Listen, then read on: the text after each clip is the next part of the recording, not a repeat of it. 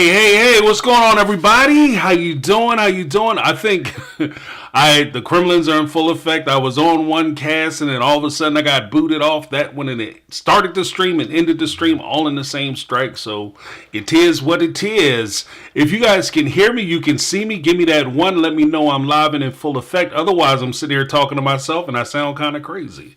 So let a player know that I'm here.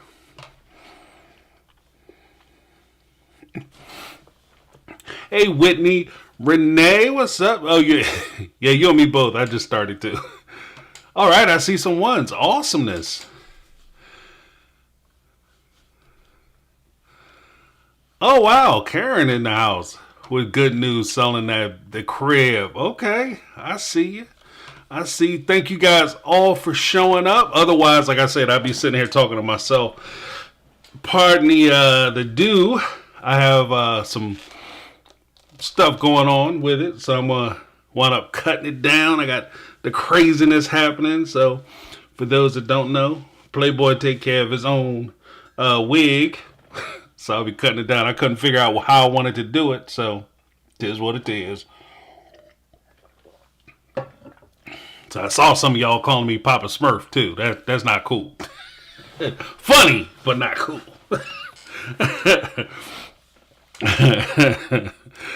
That's all right. I will be Papa Smurf no longer.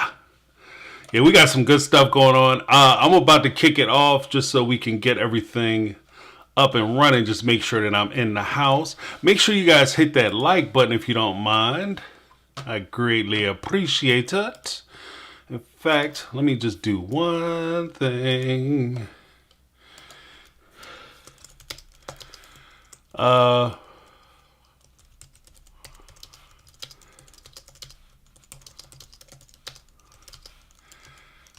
There we go. Bang! Make sure you guys answer the poll. I just dropped a poll. Make sure you hit the like, hit that subscribe button. It'll be awesome. Yeah, Vixen in the house. What's up? I see you. I see you. Got some crazy stuff going on. But yeah, we are going to have a good time. Just so everybody knows, very excited. Sarah, Amanda, and I will be back in full effect tomorrow for our continuation of the Sister Wives revisit from season 1. I think we're on episode 5, if I'm not mistaken. So either way, we're going to have a good time with that. It should be a lot of fun. Hey, what's going on? Shreveport in the house. I see that.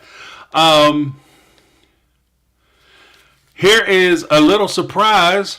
As promised, it's actually, unfortunately, I saw that Kat had posted a super chat earlier, but hope you feel better, Kat, if you're still here, if you were able to hang on, both fingertips, if you were able to get this far. I wanted to make sure I said to you, I hope you feel better. Hope everything goes well. No worries if you can't hang out for the evening. I understand. It's not, I'm not one of those folks.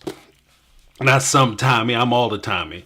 Oh, and like I said, we have the show tomorrow with the ladies.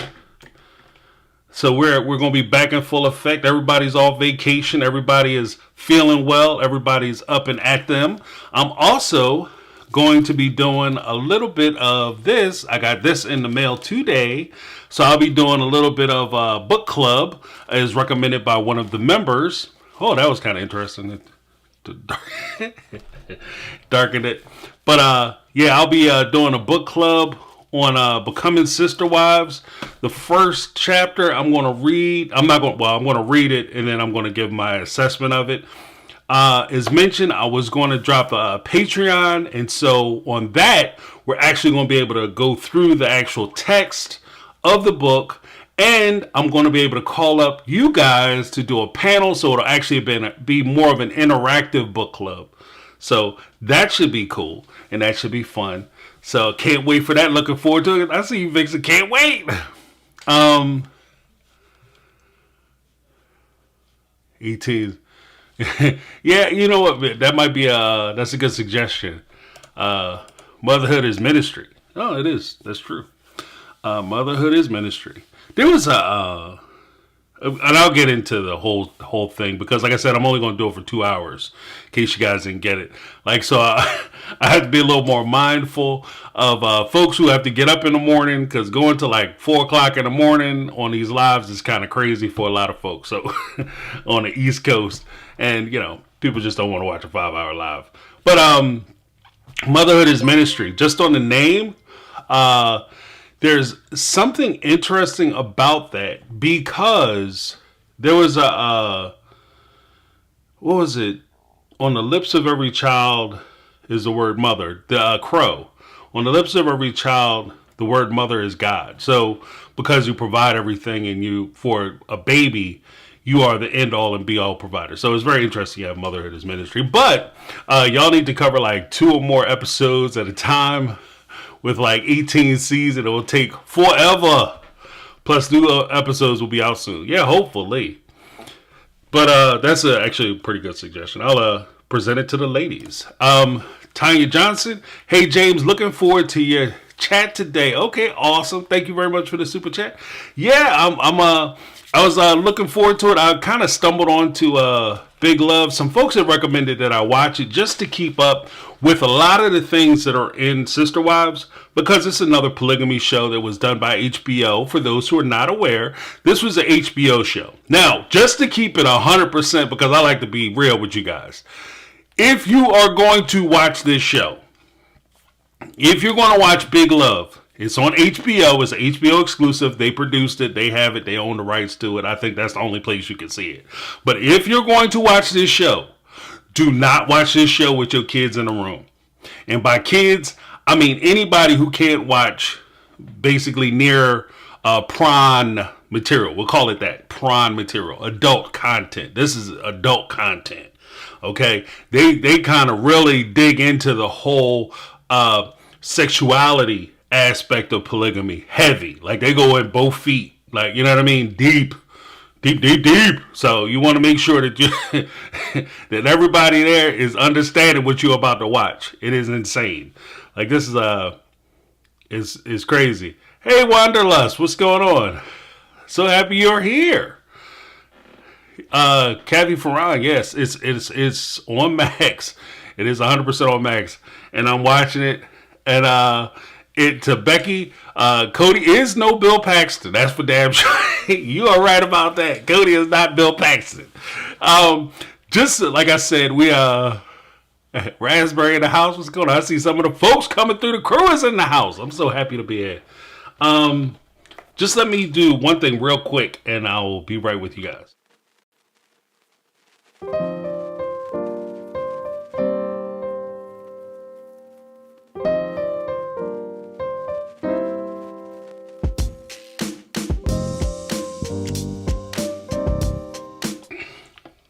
All right. So I had to adjust my glasses and all that. Couldn't see right. I was wondering why things were looking crazy. Had my workout glasses on. But guys, here we go. So first of all, rest in power, Bill Paxton. He passed away.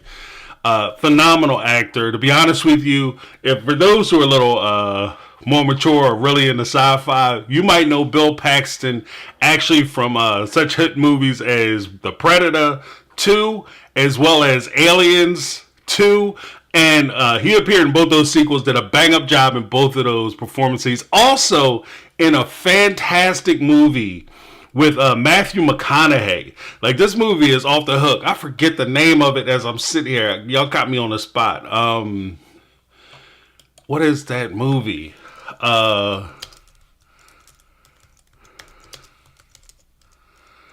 McConaughey. Okay, Frailty. Yes, Frailty. Awesome in Frailty. And to be honest with you, as I'm watching him, especially as he's doing like the religious text and he's all into the spirit, with the religious stuff, I keep hearing the Frailty guy. I'm like, this dude, he had 2 kids and he went out and had a whole nother family. Apparently he was a polygamist before they got these 2 kids and the 1 kid deuced him. But yeah, it's fantastic. He's a fantastic actor, or was a fantastic actor. I liked a lot of the stuff that he was in. But even like with him, flipping out, I saw a lot of him in Aliens. when he was like, "What are you talking about? We're all going to die, bro!" Like it was. So when I was watching Big Love, I saw a lot of that. But that's just an aside for me. But Big Love versus Sister Wives. Now, I've heard, and I'm not pointing no names out, and I'm not trying to call nobody out or blast anybody, but some folks that were telling me, when they were telling me about Big Love and my need to watch it, they presented it as though Sister Wives influenced the show Big Love. But the truth of the matter is that Big Love aired March 11th, 2006, and it ran to March 20th, 2011. So they have 5 seasons. And I'm only on the first season, in fairness. But watching the show, I don't see any resemblance of the Brown family in the Big Love cast or the cast of characters. I just don't see it. Aside from the fact that they have polygamy and some of the issues that I think occur in polygamous families, I don't think that there's any one thing I would look at and be like, that's Mary, or that's Janelle, or that's Christine, or even that's Robin, with the exception of maybe something that I'll cover in a little bit. But Big Love aired in 2006. Here is the cast. So you have the Big Love cast, which appears here. And if you notice, you have Bill Paxton, of course, the gentleman. Then you have the young wife, the young lady here in the green. You have the first wife, who appears right next to Bill Paxton with the dark blazer. And the lady next to him is next to her, I should say, the blonde-haired woman, is actually his second wife. And she's the one who's like a shopaholic and, devious and all that. So she grew up in like the abusive fundamentalist polygamy family. And it's kind of crazy. So you have that going on. Now, Sister Wives, like I said, Big Love aired in 2006. Sister Wives didn't air until September 26, 2010. So technically, Sister Wives' first year on the air was actually in 2011, from a year before Big Love was over. So if anything, Big Love may have influenced some of the Sister Wives storylines as opposed to Sister Wives influencing Big Love. Now, with that being said, it's also kind of rumored that Big Love was inspired by a family that appears on Sister Wives' TV show, The Dargers. Now, the Darger family, of course, Joe Darger, the 2 sisters, and their cousin. So he married a whole family. Like this, his family is a family already. So even with that being said, they've kind of, even Joe Darger and them try to say that, oh, we were the inspiration for Big Love. I kind of call bullshit on that too. And the reason why is that Joe Darger admits that he never spoke to anybody, any of the producers from Big Love, with regard to his family. And so the idea that, they were a direct influence on the show, I think just speaks to the fact that they're a well-known family. The Dargers were a well-known family.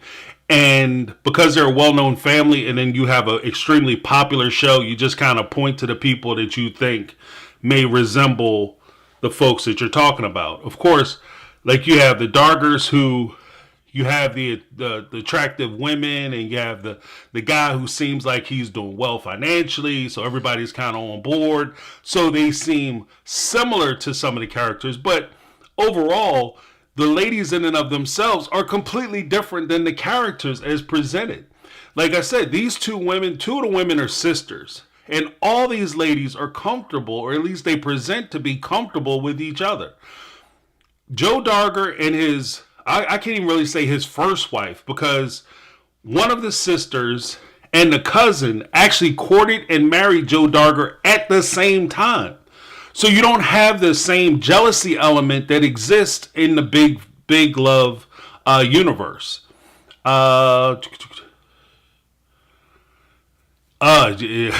Planet Enchantress. Where is that at? Joe, he makes his wives work out.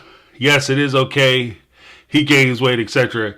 It's just so gross. Yeah. He wants his ladies looking a certain way, and he's serious about it. So you have like the whole sister wife, Joe Darger thing. Now, one of the things that really struck me about sister wives and even the whole what are we combating? Because sister wives, when it came out, it was presented that it was combating the whole issue of Warren Jeffs.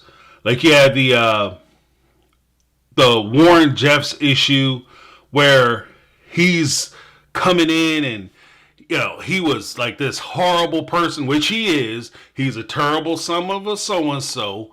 I hope he's getting all the prison love he can handle. But he was one of those guys who was presented as the big bad, as one of the people that makes people view polygamy poorly. When they went to Utah to do sister wives closet stuff, and they said that, well, we're in Utah and the reason they're angry with us is because of people like Warren Jeffs, and Warren Jeffs is the reason why so many people are resistant to the polygamy because of the things that he did in the FLDS. That's why people don't like us, the sister wives, and we're nothing like that, as we gonna present on the show, as I call it, the TLC's polygamy propaganda program. So we're nothing like that Warren Jeffs guy. But the main character or the main villain in Big Love is this gentleman here, a guy named Roman Grant. Now, Roman Grant, he presents like a Warren Jeffs, meaning that he has the ladies walking around with the I'm about to call them costumes, but with the like looking like they Little House on the Prairie outfits and all that kind of stuff. So he has them walking around with the old timey outfits, out there playing the guitar, singing church songs on the way. Ironically, he has like a whole caravan of Hummers, like the real Hummers, like the H1 Hummers, the $100,000 a piece Hummers. He has a whole caravan of them riding him and his ladies around, and it's insane. But the truth of the matter is that despite what they're doing with Warren Jeffs and all that, he's actually not close to Warren Jeffs, even though he has some similarities. And I can see where they took some inspiration from the FLDS and their power structure. But a lot of what he did as far as the his presence and how he came and rose to power is actually closer to this guy, Orville LeBaron. Orville LeBaron here. I'm gonna take my picture off so you guys can't see me for a moment. Here we go.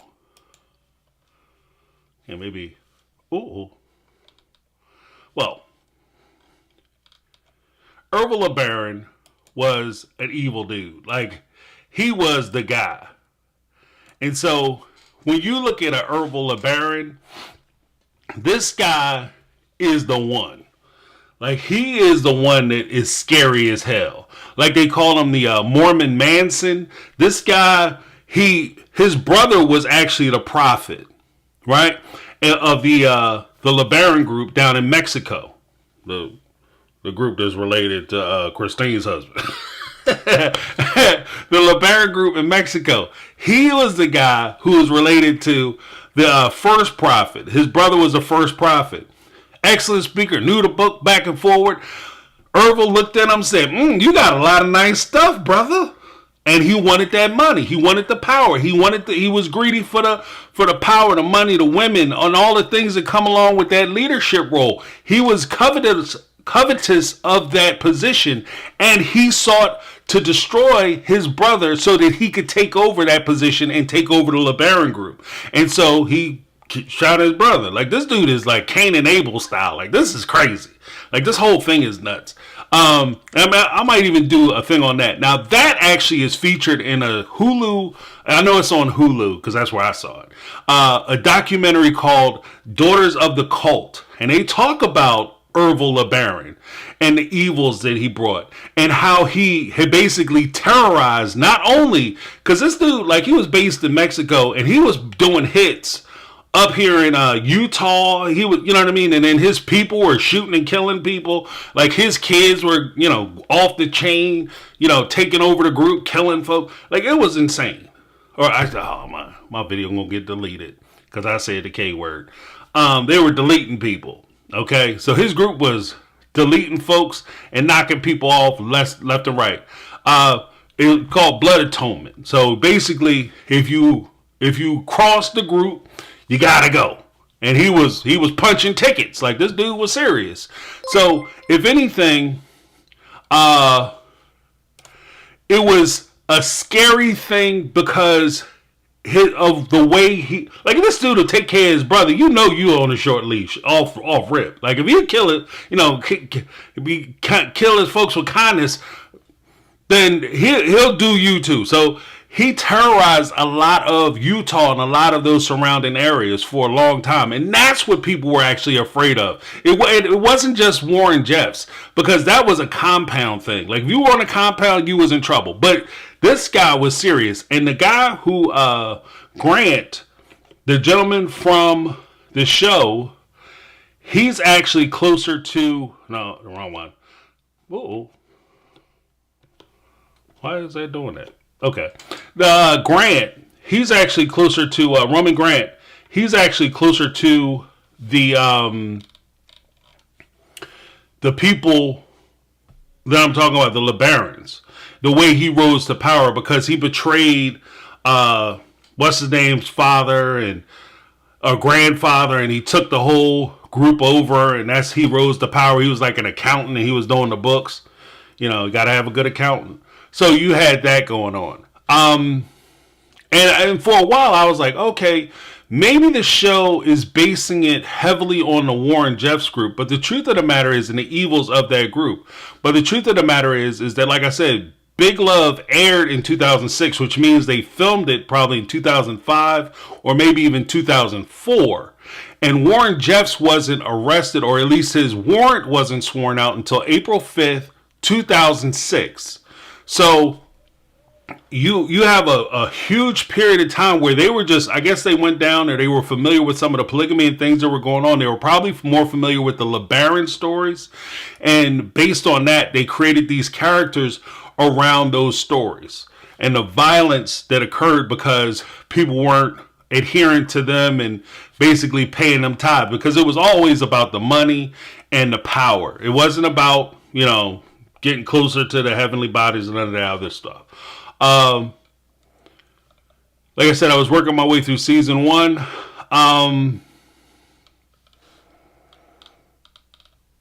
The other similarity was actually between what they called it, the AEB, which is the or the UEB is what they called it. The United Effort Brotherhood is what they have on the show. And of course,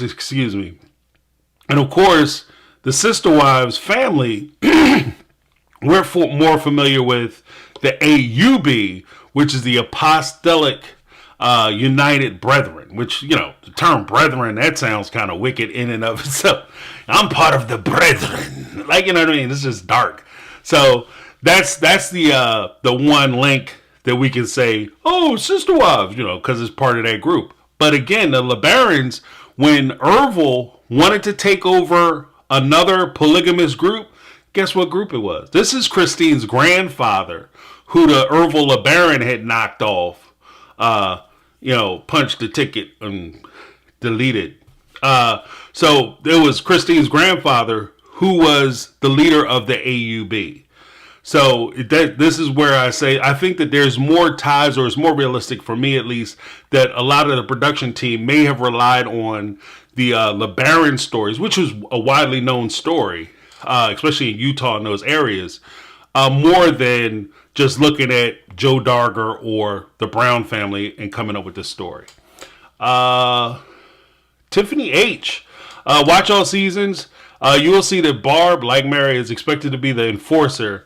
Then Lizzie Robin gets Bill to marry her and divorce Barb. Yeah, right. Which and I can see that there's a lot. Thank you for the super chat, by the way, Tiffany H. Rochelle James, remember to smash that like button. Thank you, Rochelle. But yeah, I think that there are comparisons, and here are a few.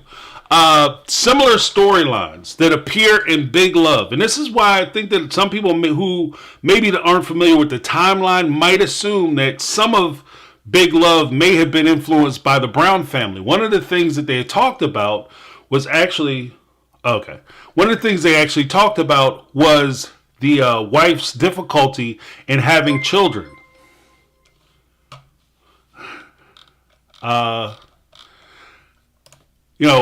So you have the issue of a wife having, difficulties. In Mary's case, she wasn't, it's old school to say barren, but she wasn't fertile or whatever the case may be. She had difficulties having children. So, but she could get pregnant.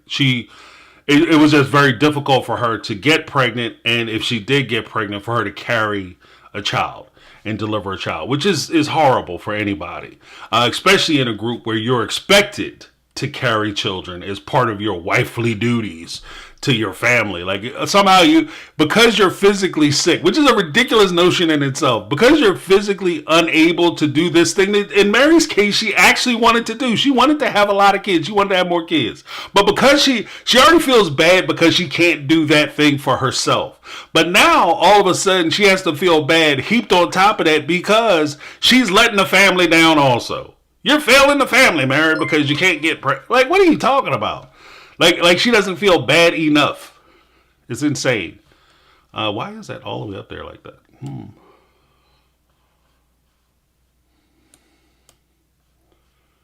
Okay. Well, we'll fix it. Okay. So, James, are you on TikTok? Your lives are the best. Thank you so much, Alicia.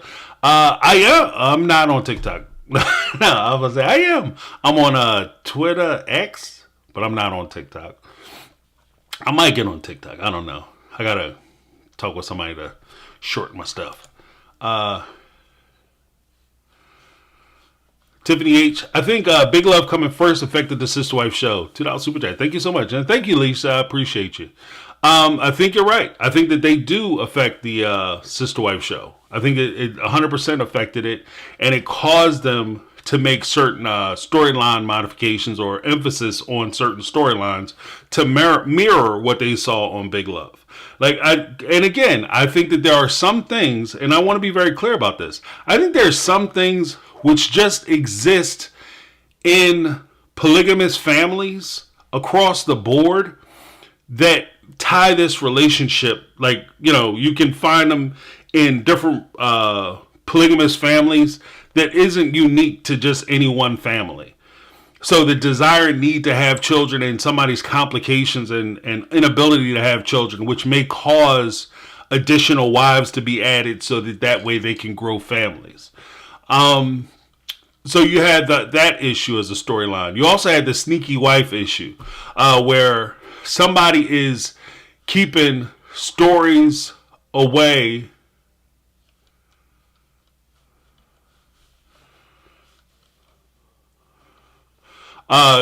just so they could show a way where they can, kind of keep things away from the family. You see that with Robin especially. Like, Robin mirrors, in a lot of ways, the sneaky wife. So, let me call this up. Hold on one second.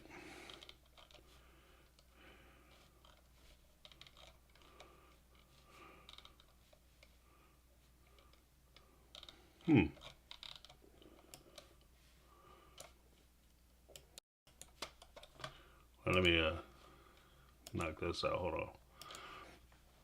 So you have actually, let's do the ladies.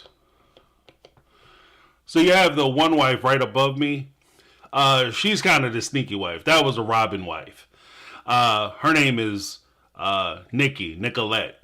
So Nicolette is sneaky. She's crafty. She's immature in a lot of ways.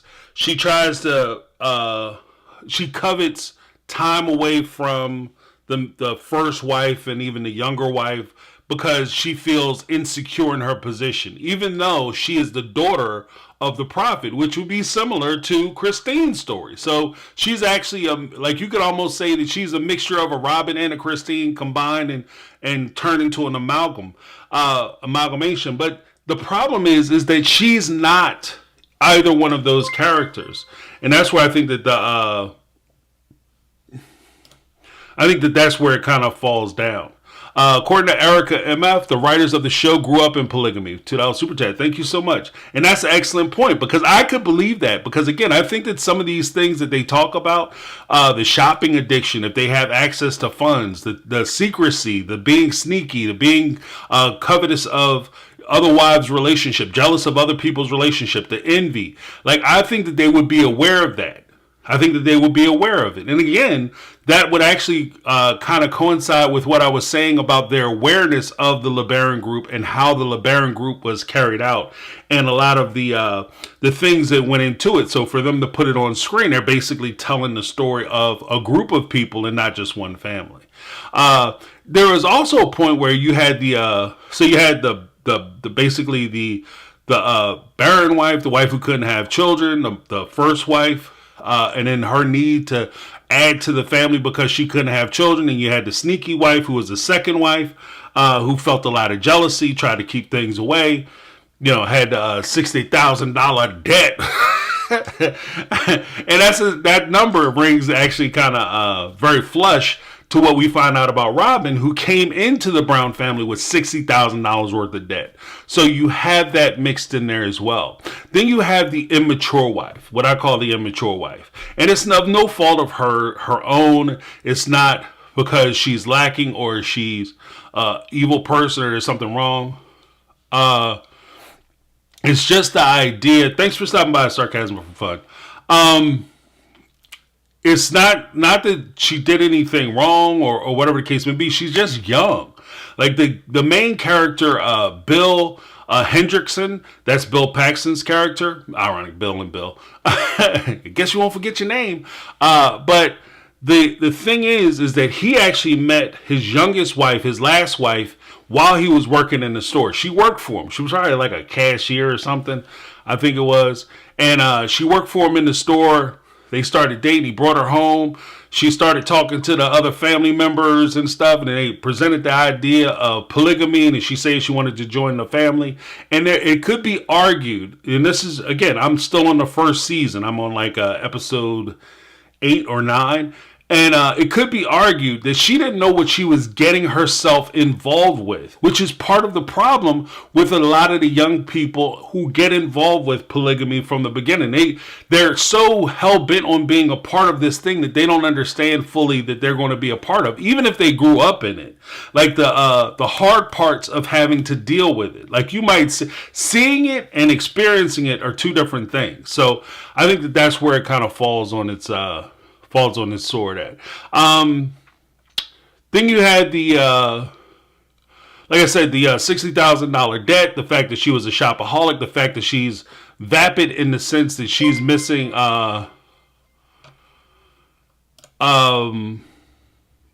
she's missing a lot of things because of her insecurities. Because she wasn't receiving the type of love or attention that she needed from her nuclear family growing up. When she gets married, she tries to fill that void with other things, and those things are materialism. So she tries to fill it with the material things in life, and that's how she tries to make herself feel better. And then even after she spends the money, they have a scene where she breaks down crying because she realizes that she can't help herself. And there's a sense of helplessness there. And I thought they did a good job of presenting that. Erica MF, $5 super chat. Thank you so much. I appreciate you. The youngest wife brought in a wife for the same reason that Mary did. Yeah. And that's the thing. You bring in these people because you want to make that connection. You want to have, give your husband what you think he wants. And this is where it kind of diverges. Thank you so much, Erica MF, because this is where the story kind of diverges. Because at least in the first season, actually the first wife and Bill Hendrickson, Bill Paxton's character, actually having an affair, what they consider an affair, because they are meeting up with each other in secrecy, and it's not her night or not her day or whatever, and he's meeting her at the hotel, throwing it down, and then they creep off somewhere else, they pulling over to the side of the road. Like I said, this thing is heavy, so if you are going to watch it, make sure that you have the emotional fortitude and sensibilities for emotional mature content, because there's a lot of stuff that happens in this show where homeboy's getting it in. Like especially him and his first wife, they getting it in heavy. And you can see that they're actually in love with each other, desperately in love with each other, almost to the point where you could see a universe where the two of them were actually monogamous and didn't add to the family at all. I can't say that for the Brown family. Like, I don't think Cody was sitting around pining for Mary and sneaking off to knock Mary down when he had Robin at home. Now, do I think he was sneaking off with Robin and, doing his business with her on the other women's nights? Absolutely. Absolutely. Like, that's why, I kindly and lovingly refer to Robin as the pencil box, because I 100% think that he was running over there with her. So there's that. You also have, let's see, people living in secrecy. So, so you have like these secrets that are being kept, and I think that like the idea of the secrecy, because these women, even though they're a part of one family, they desperately want to maintain their own autonomy in these relationships. Hey, Laura B, the extraordinary machine, what's happening? So you have these folks who want to maintain their autonomy, even though they're part of one collective family. So they try to keep these secrets from one another, and this show actually demonstrates how these secrets can actually destroy relationships.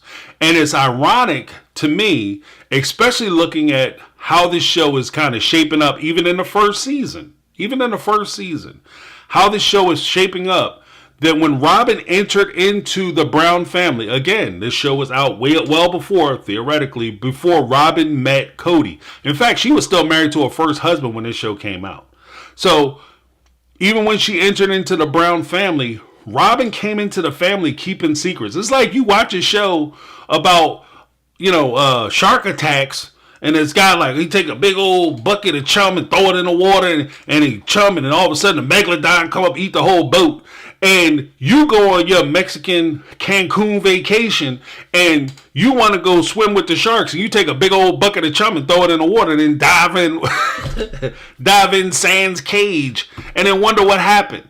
Like, sometimes art emulates life, and sometimes life emulates art, but if it's good art, it will mirror life, and it can be a lesson, or at least it can be an example for you to say, you know what, maybe that's something I don't want to do. I never thought of it that way. And when it comes to how the Brown family, and I'm not just going to sit it all at the seat or lay it at the feet of Robin, but how the Brown family maintain their relationships, as far as the secrecy, as far as keeping things separate and apart, and keeping everything divided, and you run off, keep your little secrets, and this one run off, keep their secrets, and how those secrets actually destroyed the family. You could have learned a lot by watching this particular show, especially with that storyline. Especially the shopaholic stuff. Robin could have learned how that definitely could devastate a family. And get help. I wish I had my Michael Jordan. Stop it. Get some help. You know what I mean? Kathy Farrar. Where's that? Oh, where's that at? Oh, man. Hold on one second. Yeah, Kathy Farrar said, James, they are getting it on. Yeah, they get it on. They get it in. Like, it's so bad. My man has to take Viagra. He had to take that Niagara. You know what I mean? He almost killed himself trying to, I gotta do it 2-3 times a day. Like, no, you don't. And yeah, we'll get into that. We'll get into that because I think that's an interesting thing. As some of the criticisms that I have towards the show, it's a decent show. Like I'm liking it so far, but there are some things that I didn't. They kind of get my blood pressure up as I'm watching the show. Fake people annoy me. You and me both. Better to have a true enemy than a false friend. That's James rule number 63. When it comes to friendship, but that's my rule number one. It's better to have a true enemy than a false friend. I'd rather have somebody come out and say they don't like me than somebody pretend to be my buddy. You know, I got your back. Yeah, because it's easy to say, I'm behind you, James. I'm behind you, so I can stab you in the back, sucker. To learn more about the cults in Utah and polygamy, Mike King's YouTube page is amazing. Okay. All right. Thanks for the tip.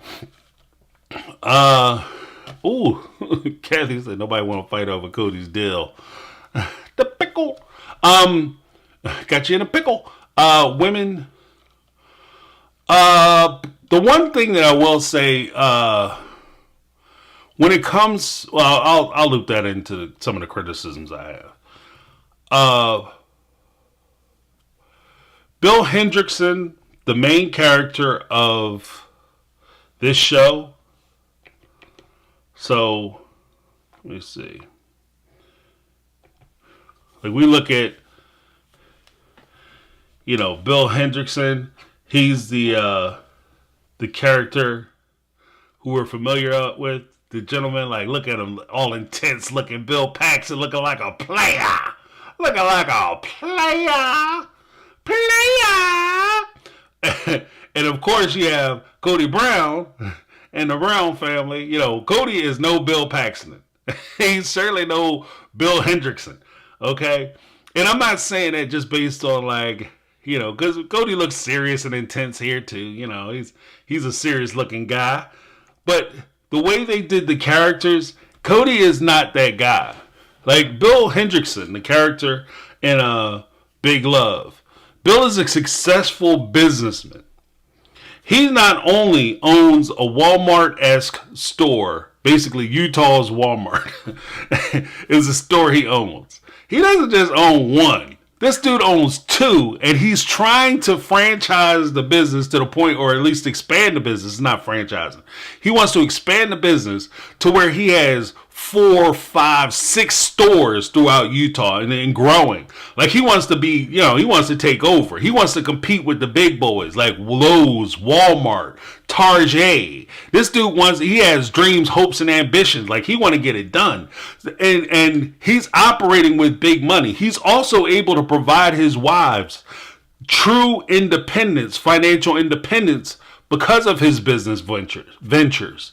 He's able to offer that where he basically buys 3 houses and he has the 3 houses that he's able to maintain himself. And he's not necessarily looking for his wives to kick in and go to work full-time jobs. In fact, when one of the wives, the first wife comes in and says, to give a little bit of a spoiler alert, it's not really a big deal. But one of the wives comes in and asks, can she work? She got approved to work 6 weeks full time at a school where she's a substitute. Somebody's going out on maternity leave. I can get 6 weeks of full time work. And he says, well, you have to talk to the other women to make sure it's okay. Because it's not just up to me, it's up to them too. Because they'd have to babysit and your kids can impact their kids and your decisions impact them. So you guys have to work that out amongst yourselves. Cody, girl, you better get them hours. Why are you talking to me? Get on the phone, call that guy back. Before they give it away. Like, it's a difference of position. So, and this is not, like, even though I'm kind of making fun of Cody, the truth of the matter is, bruh, I couldn't do 3 households. And I have 3 women living in the households where I'm paying for 3 houses by myself, all alone, standing in the cut, trying to figure it out. All that would lead to is just me sitting in my car crying. Every day I would pull into the driveway, just sit in the car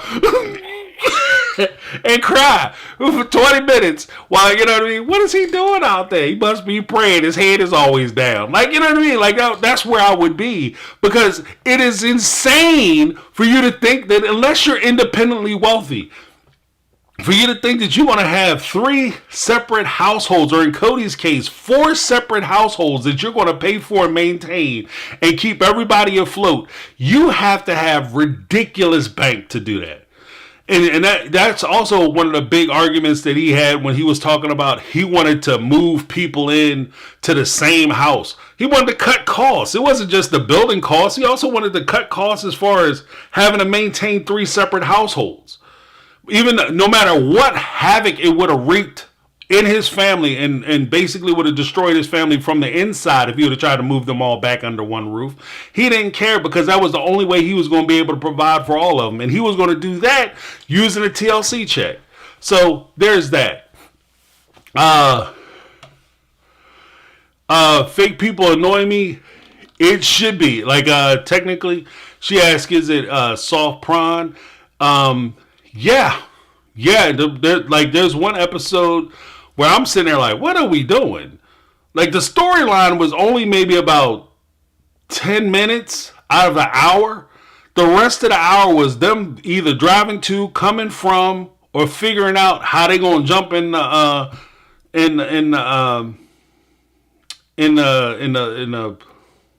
they were gonna love each other. So it was pretty intense. So unless you're not, and I'm not a prude dude either, so there's that.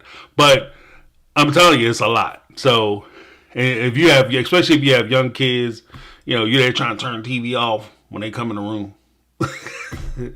So just make sure that you like got a good lock on the door when you're watching this show, because you don't know when it's going to happen either. Because they had a couple scenes where they like hollering and stuff, and it's just what are we doing? Unnecessary. So you had that. So Bill is extremely successful. Cody's not extremely successful. Bill loves each one of his wives, and you can tell that Bill actually genuinely cares for each one of his wives, which helps to move the story forward. He likes his family. He enjoys his family, and he's trying to provide for his family. Bill doesn't come off to me as being selfish and trying to manipulate the situation or take advantage of these ladies. If anything, it presents polygamy in a softer tone where the relationships still don't work because of polygamy, but it at least presents it in a way where Bill isn't necessarily the villain. Whereas with Cody on Sister Wives, he is through and through cast as the villain of the show. He's through and through the villain.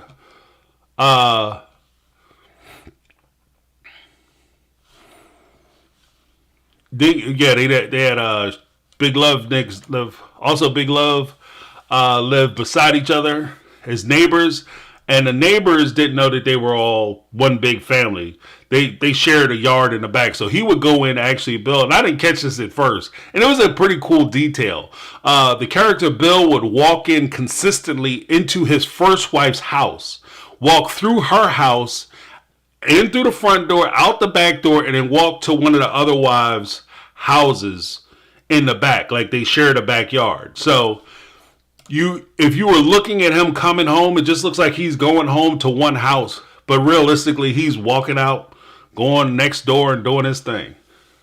In addition to that, like I said, Bill, he loves his wives. He sacrifices for his wives. He does for his wives. He wants to provide for his wives. He's not using his wives to advance himself or to make his life or his career or anything, his standing in the church better.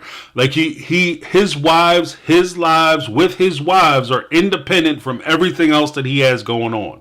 His family is independent from that. Whereas with Cody, you can see where he marries Mary because Mary is the woman who's going to introduce him to polygamy and is okay with him having other wives.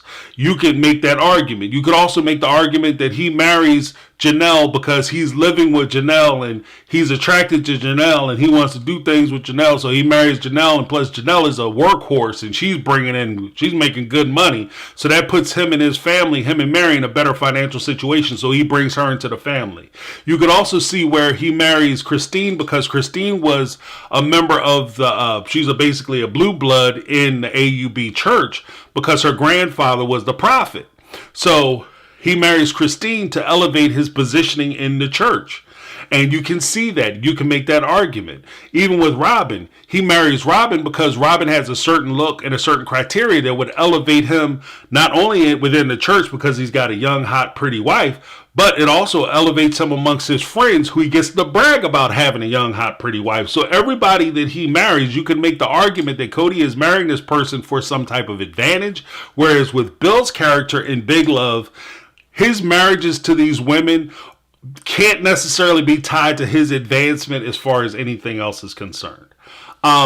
Maybe you can make the argument that he's involved with polygamy because of his religious draws, meaning that he can't get into the celestial heaven without, having the wives. But even in the show, like I said, I'm early in the shows, it comes off to me that he's already disassociated himself from the UEB, United Effort Brotherhood, or the church. He separated himself from the church. So him having a marriage within the church doesn't necessarily push him towards the celestial heaven if the prophet doesn't believe that he deserves to go. So there's that. Yes, Rochelle, in the show, Bill Paxton's character's name is Bill Hendrickson. So when I talk about Bill, that's who I'm referring to. So that's Bill Hendrickson. His wife is the lady with the dark jacket. That's his first wife. Her last name is also Hendrickson, Barbara Hendrickson, or Barb. Then you have I forget the youngest wife's name, who's right above me. Her last name is different, as well as the woman over on the far end with the blonde hair. Her last name is Grant. She's Nikki Grant. So there is that. Oh, I'm sorry. Am I missing? I think I am. Sorry, guys. I'm just trying to rock this out.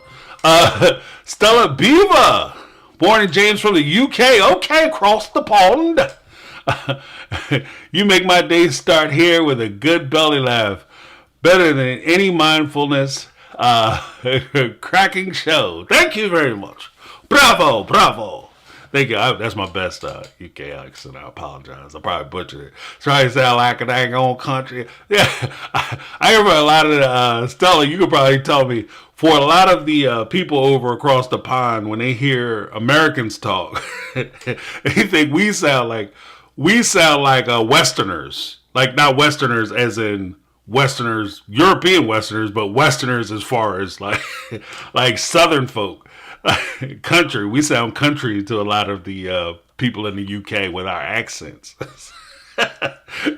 So the same way we're up north making fun of people in the south. Well, they talk like this, not the other, and they sound like hillbillies. Ha ha ha ha ha.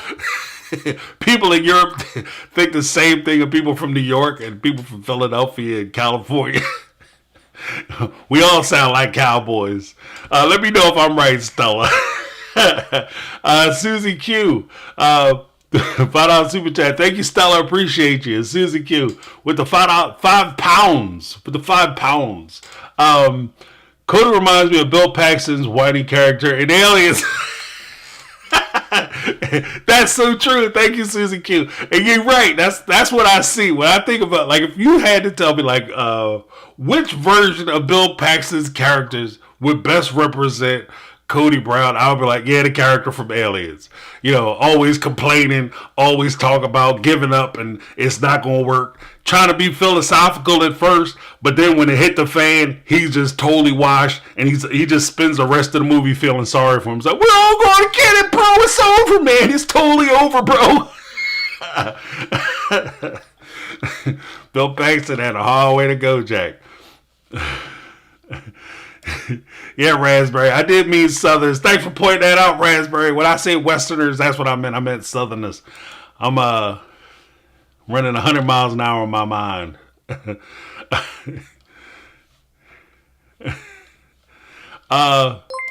Rachel. Okay, Rachel, what's going on? How you doing? Rachel, love you, Mr. James. Chat. I'm in the shit, so Lordy Lord, we gonna hope I turn 4 on this month. Haha.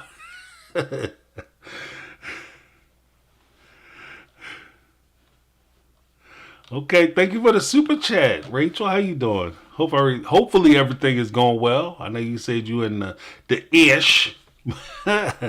Hopefully everything goes well. Um. Okay, I just want to make sure. Oh, Rachel J. No, the ship pile Weird Science is definitely Kotex. That's right. He was Brett in Weird Science. Dang, y'all walk me down memory lane.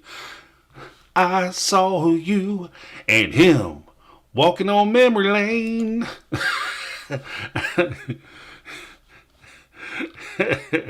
He was complaining too. He was a bully at first, then when he got in trouble, he started complaining. Yeah. Yeah, I can see that. Good point. Well played. Vix, I heard Robin has blue blood. Yeah, I think so. I think she's tied into the she's not Jeff Coates, the Jessups.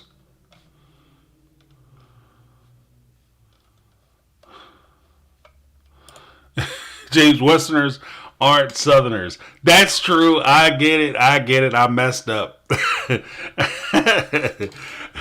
I was thinking of Wild West when I was talking about it. That's also true. Aunt Mitty, James, get ready. Surprise coming. Bill's trip. Oh, Bill's a trip. Oh shit. Yeah, you know what? I got that feeling. I think it's gonna be a good series. I might do some more reviews on it, Aunt Mitty. Thank you so much for the super chat. But I hate morning. Rob's older kids are. Okay, so the one thing that I thought was interesting, with Bill Hendrickson saying that he loved each one of his wives, there was also a point. Like I said, this is an adult show, and Bill, because he was getting in it as much as he was, there's a lot of fixation about the physical aspects of polygamy and the physical drawbacks of polygamy. And as a result of Bill's pressure and the stress he's in, his age and everything else, and he has relatively young wives and he has to service each one of these wives and take care of their needs, Bill suffers from ED. And when he suffers from this issue, he's having this issue, you can see how it impacts each one of the wives. And I thought that was an interesting insight, because if it's hard already, no pun intended, it's hard already for a wife who is with a man for a period of time, and then she may feel like he's not attracted to her because he can't perform. And if you could imagine, you already feel a certain kind of way because the man you're with can't perform. Then there's always going to be, in a polygamous relationship or marriage, there's always going to be the question of, is he able to do it with the other ladies? Or is it just me? Is he just not able to do it here, but he goes over there, he's rock'em sock'em robot, but when he come over here to my house, all of a sudden, he missed the wet socks. Like, what's going on? And so it makes you feel a certain kind of way. And then nobody wants to talk about it because you don't want to, as a wife who is going through this, I can see a scenario where you don't necessarily want to go to one of the other wives and say, hey, how's it going with you and him when he's over at my house? He's not able to do nothing. For one of them women to look you in the face, especially the spicy one, the one that is pushing everybody. The one right above me, this one right here, the sneaky one, the Robin type character. I only say Robin type character for reference. She's a manipulative one. So even if he was like coming over and he wasn't able to do nothing, they could be sleeping in different rooms on different floors. But she would look one of the other sister wives in the face and say, yeah, he in there tearing it down, girl. He's insatiable. I have to beat him off with a stick. I can't stop him. Oh my goodness! Don't I have to put on a turtleneck shirt? Because if I'm in a room with anything less, with any skin showing, he is on top of me, child. Like, and she'll do that to hurt one of the other sister wives because that's how her character is built out on the show. And I can see the damage that that would cause. Because, and that's something that isn't really talked about, especially on Sister Wives, because they try to be, holier than thou and pious. And, we don't really talk about what goes on in the boudoir because we're all conservatives, So they don't really address that issue. But I'm sure that that would be something that would happen, especially if you're a man and you start to get older, and especially before they started coming up with the pharmaceutical support that they have now, where you can just start popping pills and, get that blue pill and you good to go. I think it's blue, right? Or you get whatever and you good to go. You rock 'em, sock 'em. But until that time, even with that, like I can see a scenario as I'm watching Bill Paxton or Bill Hendrickson's character, having to deal with these women and all of them having needs and all of them wanting to feel attractive. And then because of the interpretation of the show and because it's a cable show, the only way that they feel attractive or wanted or belonging is if they have physical confirmation to being in the family. And because of that, Bill is popping these damn Viagra's like Tic Tacs. Like here, pat, pat, pat. And you can only, for those who are not familiar, Viagra and a lot of that medication that you guys would take in order to stand up, a lot of that medication, it started out with a drug application for heart medication. It's heart medicine. It didn't start out as medicine for men, a performance medication. It started out as heart medication, and one of the side effects of this particular heart medication was that guys had experienced certain arousals because of taking this medicine. It was a side effect. And then they made I think it was Pfizer, made a reapplication to, I worked in the business, that's how I know the companies. But Pfizer made a reapplication to get this medicine reassigned for its prescription purposes. And that's how, the magic pill arose. But that's how it happened. So because he's taking so many of these things, he's actually jeopardizing his health because he's trying to take care of these women's needs. And again, this would be something that would bother me if I was involved in a polygamous relationship, because you have to, the screen is freezing? Oh, okay. I didn't know that, Vixen. Thank you. Juana Williams says, James, sounds like you're about to get yourself into trouble. I don't know, am I? I didn't think I was going too crazy. So, yeah, right. Ooh. Yeah, right. Well, I mean, this is all public information. Everything I'm saying. This is no secrets given. But, yeah, right. Ooh. But that's how the medicine started. But one of the things that bothers me is that the physical aspects of you having to perform that way. And even, there's a point where I talked about the cheating earlier where I'm about to say Cody, where Bill is having relations with his first wife and they consider it cheating because he's sleeping with his first wife on another wife's night or day or whatever. So they basically assign the whole day. So in Cody or the Browns case, Cody would be over at Christine's house and Christine would have him from 6 a.m. or whatever until the next morning. 6 o'clock the next morning. That would be all her time. So Cody wouldn't be able to go over to see Robin. And if that were to happen, that would be considered cheating. Or at least in the big love universe, that would be considered cheating. In my perspective, how do we tell somebody that you can't have that special moment with somebody, spontaneously? Like, this is your wife. So it would make more sense to me that if you are, say, in the kitchen and you see a lady and she hits you a certain way, maybe, she give you that look. And maybe today is the day. And like any relationship, I'm sure there are going to be times where somebody is your favorite or you like one more than you like the other. You're attracted to one more than you're attracted to the other. And you can't have that in a polygamous relationship. In a monogamous relationship, it's not really a big deal because it is what it is, And the times when you hot and heavy, you hot and heavy. The times you're not, you're not. Uh, so there's that. Then the criticisms that I have for this show, and then I'll run through the rest of what I have, and then we'll open it up and try to have some more back and forth. I'll go through some of the things because, like I said, I'll limit it to 2 hours tonight. But some of the criticisms that I have for this show, I'll go back actually.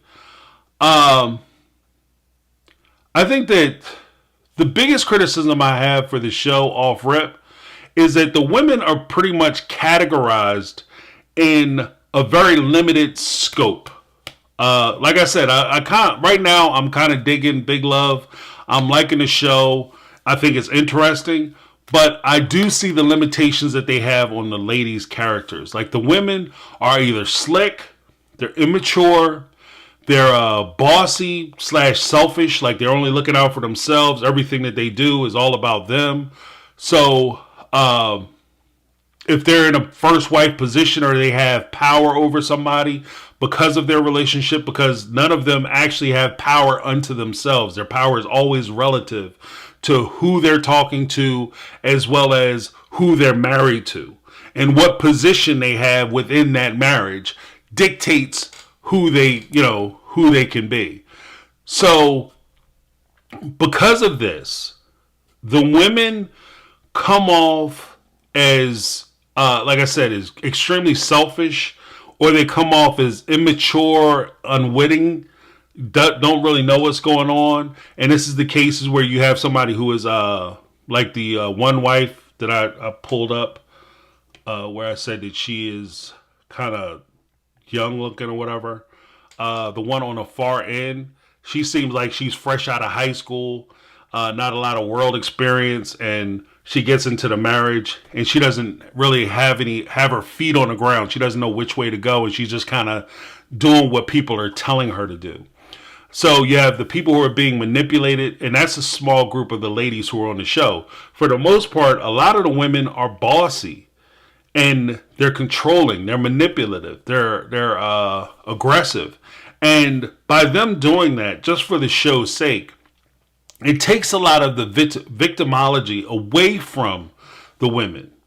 Like, it doesn't put them in a situation where you can say, honestly, that these ladies are being taken advantage of in the situation that they find themselves in. And I think that that's unfortunate, and it's kind of for me, it's a drawback of the show.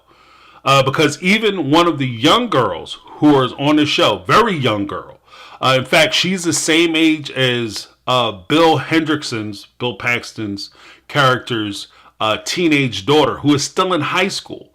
She's married to Roman Grant, the nasty guy who's like Erbil. She's the one that's sitting right next to him, the young girl. She's a high schooler, very young woman. That's one of his wives. That's his last wife. And even her, there's not a lot of room for you to feel sympathy for her, even though you should, because she's a child. And she's put in a position where she's not aware of what the ramifications of her position is. But because she's married to the prophet, she has control, and she can yell at adults. She can yell at the men. She's very nasty to a lot of the other characters in the show, and it doesn't make her character redeemable. So she's put in a position where you're looking at her, you're saying, whatever's happening, she's not really a victim here. And I think that that's a drawback to the show. It doesn't show the true terrible nature and abusive nature of these types of relationships. You see some of the damage that these relationships can cause, but you don't see the true victimhood of some of these ladies in the situation that they're placed in. Again, when I talk about the show being very mature, a lot of the show is extremely sex driven, which means basically they treat it like almost a CW show, but not as bad. Like, CW is pretty bad. Like, if you have two people who are kind of attractive, they're going to be in a relationship with each other. Nobody can be attractive looking and not have a sexual relationship with somebody who is also sexually attractive. And they kind of do the same thing. And even in that situation, I would say that even though they push the sexuality portion of it, and even the driver is kind of hinted at that the big evil guy, Roman Grant, that I pointed out earlier, that he takes younger wives, you don't see it as him doing it. And it's kind of hinted that he might do it because they're young and they're attractive. But you don't see that, like so many other abusive situations like this, that it's not just about the sexuality, but it's about the power, the absolute power that you use to dominate somebody else. And the sexual portion of it just becomes a tool for you to use as a tool of your abuse, and not necessarily because of your passion. And so they kind of blur those lines a little bit, and I'm not really a big fan of that. Like, I like it to be a little more clearer.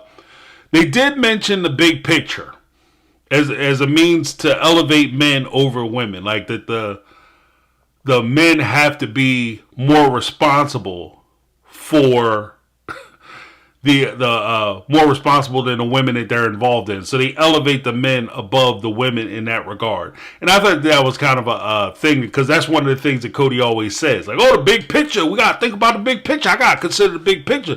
Anything that I want is the big picture. So when I'm taking advantage of you, or I'm abusing you, or I'm abusing you financially, or I'm taking things away from you and your family, I'm taking food out of you and your kids' mouths, I am doing that because I have to think about the big picture. So therefore, I can't be criticized. I thought it was kind of weird that Roman Grant actually started talking about the big picture. I kind of giggled a little bit when he said it.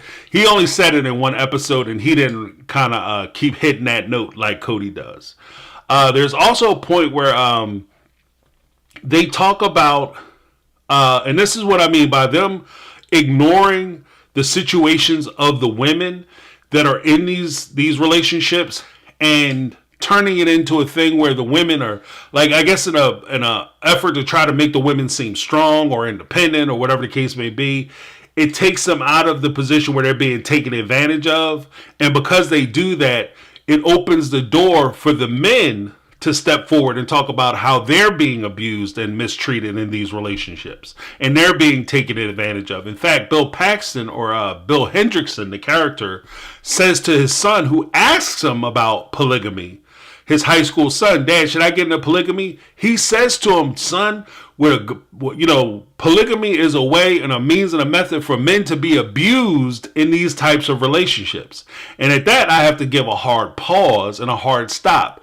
Now, I understand that Benjamin Brown, Cody Brown's nephew, he takes the position that everybody is abused in polygamy. And I can see that. And as I mentioned before, with the duties and the things that you have to do, the responsibilities you have as a partner in a polygamous relationship, it could be damaging to everybody involved. But I think that there's a bigger issue with regard to that.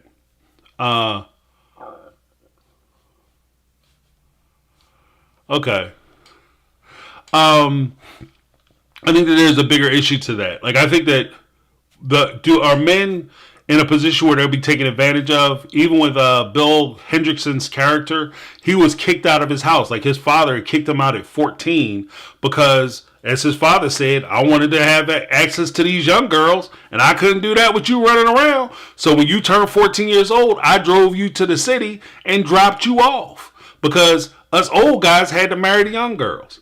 And that's what, that was kind of a thing that he had said, which kind of leans towards the abuse that these young ladies are enduring, but it also focuses more so on the wrongness that's placed on Bill Hendrickson's character, as opposed to the injustice that's, solely to these women, of these guys taking advantage of these women. Again, there's plenty of room and plenty of blame that can go around in these situations.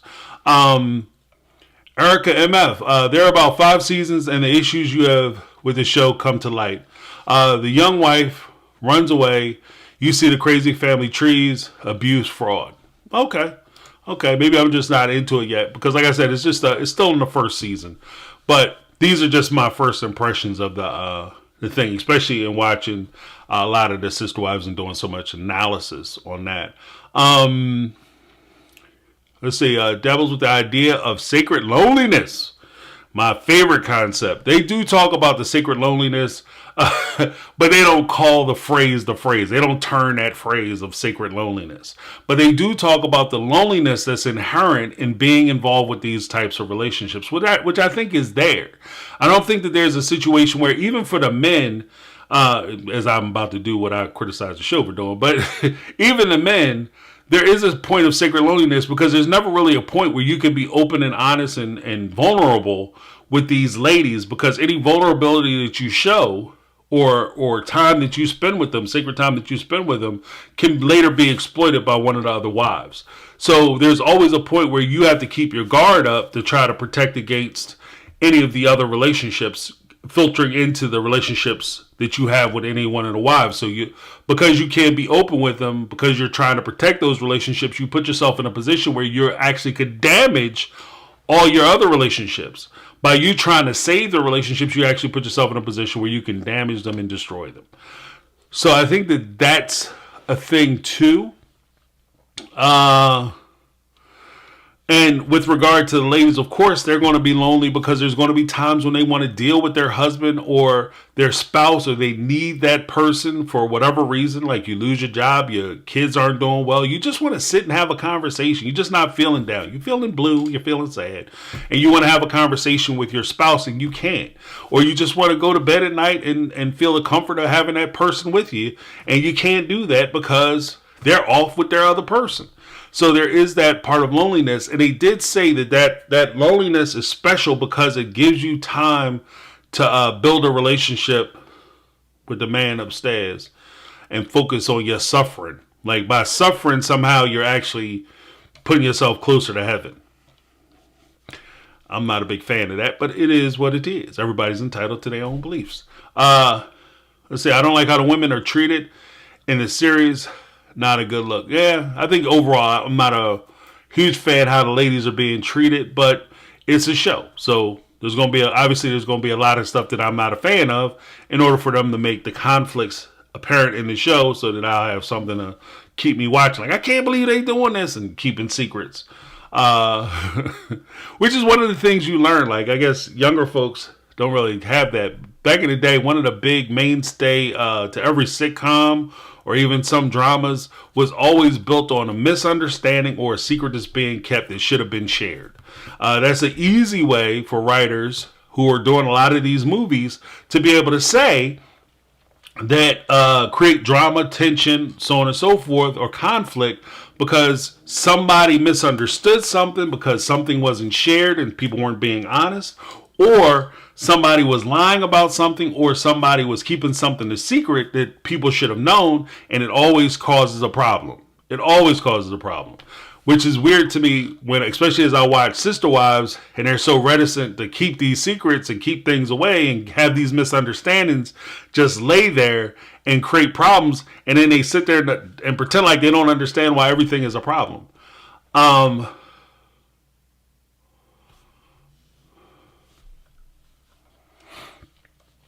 Let's see. So, Sister Wives, the Polygamy propaganda program. So as we cut it against Sister Wives, I think Sister Wives in and of itself, it tries to contradict this show and not necessarily Warren Jeffs, because this show was extremely popular. So I think that part of the reason why, part of the driver for TLC to come up with a show called Sister Wives was not the fact that Warren Jeffs had been arrested and he was being sought after, and the terrible things that were coming out about the FLDS, and even the previous terrible things that were known and talked about the LeBaron group in Mexico. And I'm sure there are other groups that we can look at. The what is the other ones? Not the Huntingtons, the ones that the young lady belonged to. I forget their names, but there's a few groups that are pretty terrible. And I think that when Cody and them came out and TLC wanted to present the show, it was in direct response to this HBO Big Love show. Like a lot of the things that they talk about and say, oh, nobody is trapped and everybody is free. They try to reinforce some of the positive things that are presented on the show, that each one of the women have their own houses, they have their own lives. It's a decision for them to be a part of the family. Bill Paxton's character, Bill Hendrickson, he seems like the kind of guy that if something were to happen, he seems like he would be willing to, he would be hurt because he genuinely loves them. He's not looking for them to pay for his stuff, and he's not going to be sad because they're leaving because he won't be able to afford to drive a luxury car anymore. He's going to be sad his wife is leaving because he's no longer going to be with her. At least that's how it's coming off to me early on in this first season. Whereas Cody, he says all those things, but clearly by season 18, he no longer believes any of it. And a lot of the things that we were told about Sister Wives, especially early on, we all love each other, we all believe in each other, we're all here to support each other. These are all echoes of Big Love in the way that they present that show, but none of that bore fruit as we move throughout the seasons. There's also a point where, with Sister Wives, everything is great on the outside. Everything is wonderful.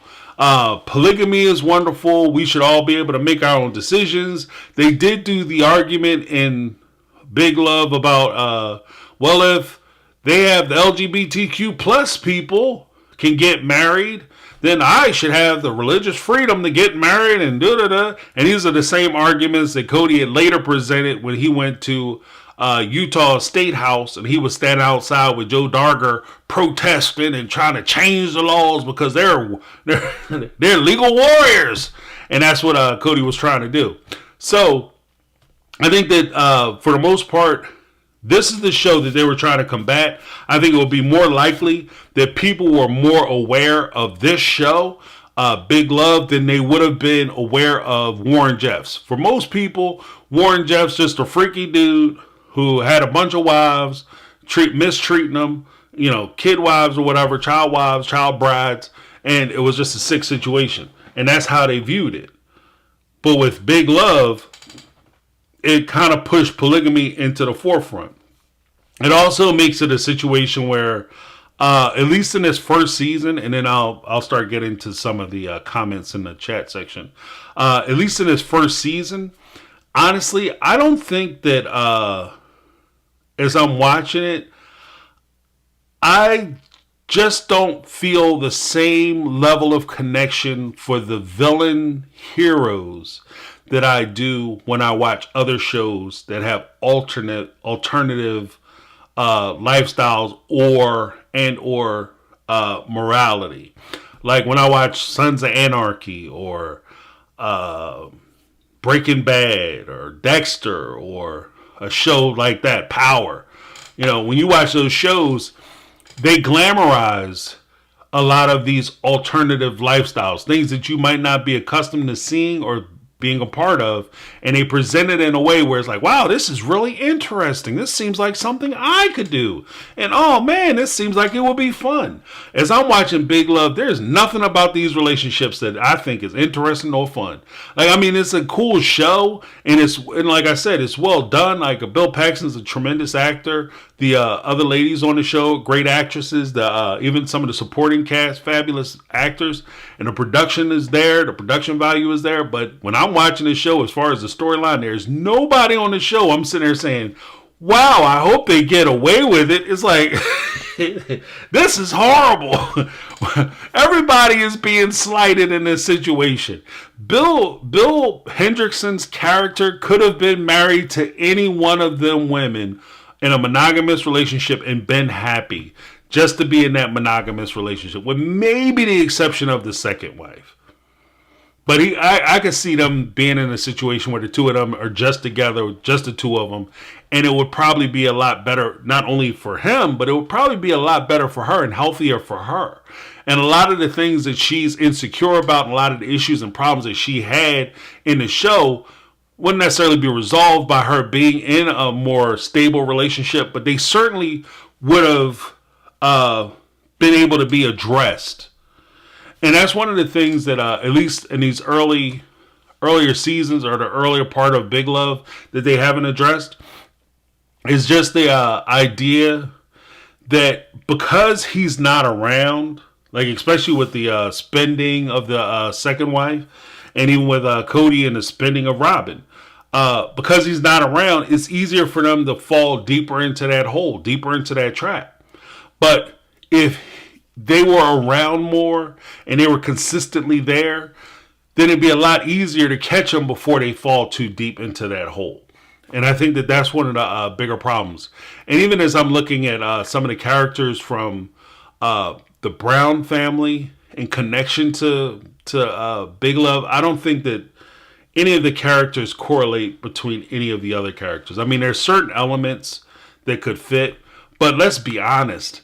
Oh, well, you have the one young lady who's related to the prophet, etc., etc.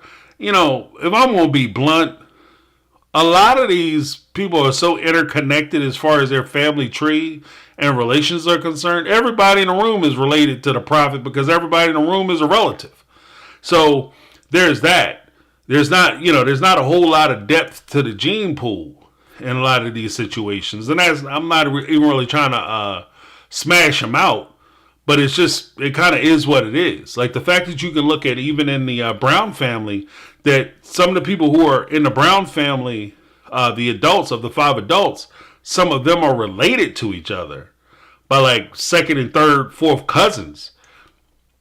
Like my mom always said that the family reunion is not a pickup spot. There's too many people in the world. What my mom exactly said was, there's too many people in the world for you to date family, be messing around with family. That's ridiculous. So, so the idea that you would have a third or fourth cousin getting married, that's completely foreign to me. Let's check out some of these.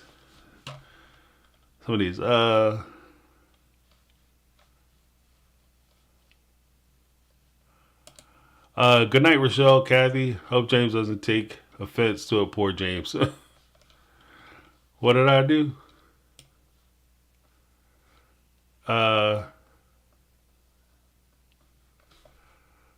Let's see. Hey, Savannah G, you made it. Welcome, Savannah G.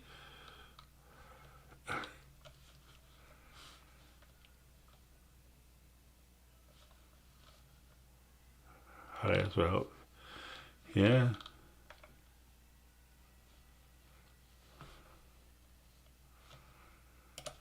Okay. Paralegal in the house. That's awesome.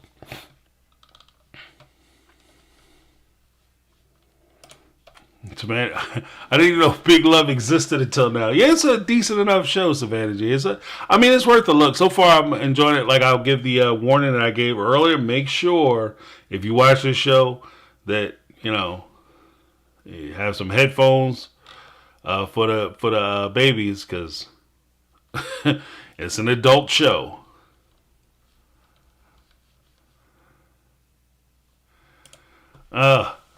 Cody is a different person, like Janelle says, due to his narcissistic injury, aka his ego.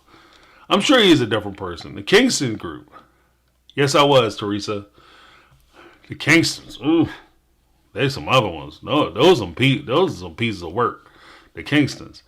Yeah, I think that Cody's issues do stem from his hurt ego. A lot of the problems, because for even in Big Love, they kind of hint at it, that because of the way the men are viewed in these communities as being like the ones who are going to pull, like one of Bill Hendrickson's father, one of his wives died, and he had like the funeral service, and he pulls the shroud over his wife's head, and he says something to the effect of, "I will be in heaven to pull you through the veil, and I will speak your name, which is a secret only unto me, and I will speak your secret name, call you the secret name that they've arranged between the two of them, and bring her into the celestial heaven." And so, because you have so much responsibility and so much power in these situations, it's unfathomable that you can be questioned by somebody who is your subordinate, and you could be criticized and even left or betrayed by somebody who you consider to be less than you. So from that regard, because he came up in that and because he had these ladies fight, I mean, a guy who's had 3 women arguing and fighting over him for the last 20, 30 years. And then in the last 15 years direct, you had a young girl come into the marriage and you had the other 3 wives fighting and carrying on over trying to get your attention. Like, that's a big ego boost. And then to have those women turn around now and say that they don't want to have anything to do with you, or they're no longer willing to play the game, or not only forget fighting over you, these ladies ain't even trying to really talk to you or talk about you. So that's got to hurt your feelings. And of course, that's going to be a strike to his ego. So I think that that's something that can be taken into account. Again, I'm not really trying to make a whole lot of excuses for Cody. I see where he's coming from and where the problems are, but I'm not going to give him I'm not willing to necessarily give him 100% pass on it, because, you know, you got to carry your water, bro. Everybody got to carry their own water. Hey, mornings. Yeah, do see their sons as competition. Which is sad. And that's horrible. Like, if you look at your child, like, for me, it's foreign because, like, even with, like, as a dad to his son, like, of course I have a daughter, but, and I want my daughter to do well, too. I don't want my daughter to do well. First, we'll do first things first. As a girl dad, I don't want my daughter's success and happiness to be tied or relied upon the whims of a man who decides to grant her such. I think that that's ridiculous. What I want for my daughter is for her to find her own way and be happy unto herself. If she so chooses to be with somebody else, that's fine as well. And that person, I don't think, should be brought in to make her life, but simply added to her life to make her life better. So if your life is already awesome, having a partner just makes your life even more awesome, then cool beans. But have an awesome life first and then add somebody else to enhance you, not make you. That's as a father looking at a girl dad. But as a father of a young man and a son, I want my son to be better than me. I want him to achieve more than I achieve. I want him to take, like, if we're running a race, I want to run my leg of the race, and I want to pass the baton to my son, and I want him to take it further than I ever could. I want him to do more than I ever could. I want him to do better than me. I want him to be better than me, smarter than me, better looking than me. He's already better looking than me. But, of course he is. He's my boy. But you want him, you know, I want for him to have everything that I couldn't have and everything that I want. I want that for him. Anything he wants to do in life, I want him to be able to achieve it and be happy with it. I want him to find what makes him happy earlier on so that he can pursue those things. That's what I want. I want my son to be better.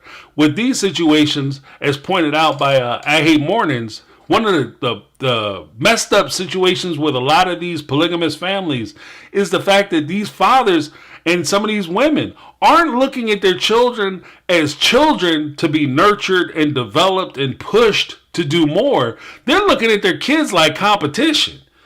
Oh, I can't have my son around because look at him. He's a good looking kid. And I won't be, that's going to mess me up with the ladies. What?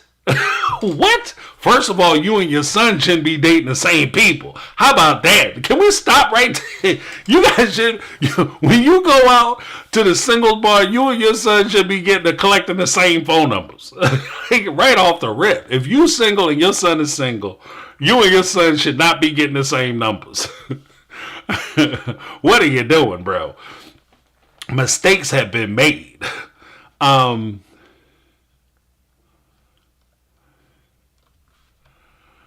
Oh, yeah. I've seen Amanda Ray. What about her?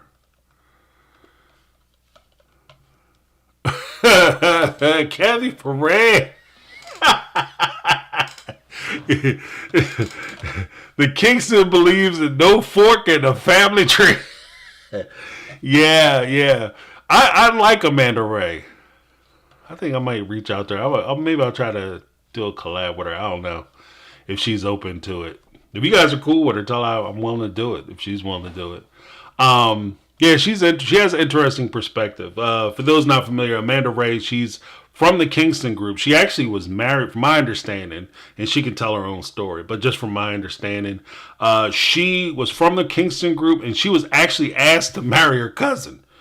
And again, the world is too big for you to be trying to run around and lay down with your family. So good on her. She deuced out. She was like, I'm gone. And she left. And now she's on YouTube. I think she's making pretty good money too. So she's doing well. I think she's doing well. And she sits and she drinks her wine and she runs these folks into the ground. As she should.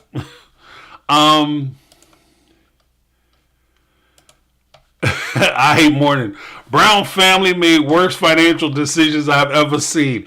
I'm glad you said that. I'm glad you said that because there is a point in the first season where one of the actually the main character's mother, Bill Kingston's his mom, Bill Paxton's mother in the show, she had a falling out with Bill Paxton's father in the show. And she cried because his first wife, the funeral I was talking about earlier, that was his first wife. She passes away. Bill Kingston, Bill Paxton's character, his mom is the second wife. And she wants to become the first wife because that's what he promised her. She wants, you got to keep your promise to me and make me the first wife so that I can have that statement, that position, and that everything that comes along with being a first wife, and my kids can finally be legitimate. And it was a huge thing. And she broke down and she cried very similarly to what we see with Janelle in the season where she says, you know, I realize now that I have nothing in my name. That's literally what this woman said. I just watched it today because, like I said, I've been trying to hammer through these episodes, and I'm still in the first season. But she literally said that in the first season. I'm sitting here, and this is back in 2006. She was saying that I've been married to this man, and I'm sitting here now realizing that because I'm not his wife, his legal wife, I've been pouring into this family my youth, time, attention, finances. I've been working every day. I've been doing everything I can, making money for the group, making money, putting it into the family fund, and I have nothing. I have nothing to my name. And I think that again, this is life reflecting entertainment or art. And art is supposed to reflect life, and life can reflect art. And this is where I get my whole premise of talking to my kids and talking about these reality shows, because you can glean life lessons from things that you see on TV. It's not, alien that these things happen. And it's unfortunate that Janelle, Christine, and Mary find themselves in a situation where they're in the exact position this woman is talking about. This is like your elders coming to you and saying, don't do that, because this is what happened to me. And you said, you don't know nothing. Because Cody said that we not prisoners here and we not trapped and we can go do whatever we want because he's going to take care of us. Mind your business. And then all of a sudden when you get divorced or falls infatuation, not in love, but he falls infatuation with Robin, and he's talking about he wants to pour into her, and you're not treating Robin special. You're not kissing both left cheek and right cheek of her ass. You're not doing that for her. So therefore you getting cut off. And you'll be sitting there with nothing because you are trapped. And one of the things that I've also criticized both this show as well as Sister Wives about, for me, one of the things that has always bothered me is that we have to keep in mind that nobody else is really situated like this.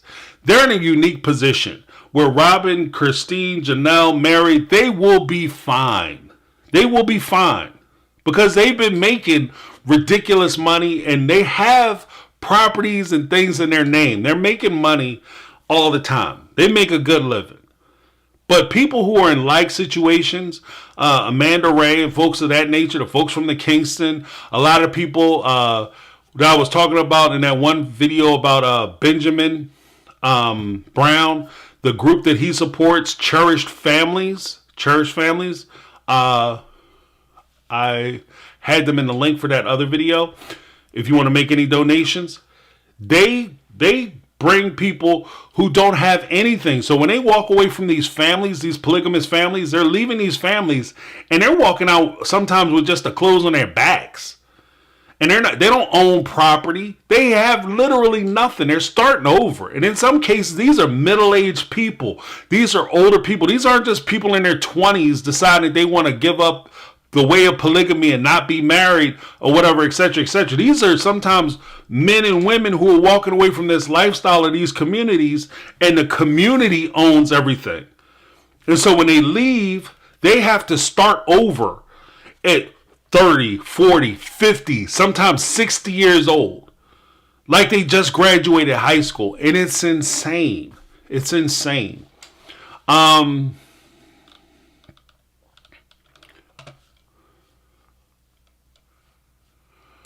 Okay, Tracy McMurray. Bill's parents really make big love for me. They're a true representation of cult folk. And I think that that's accurate, because even with Bill Paxton's character, Bill McKinley, Bill Hendrickson, he owns basically a Walmart. This dude is Sam Walton in this show. He's doing all right financially. He buys each one of these wives their own home.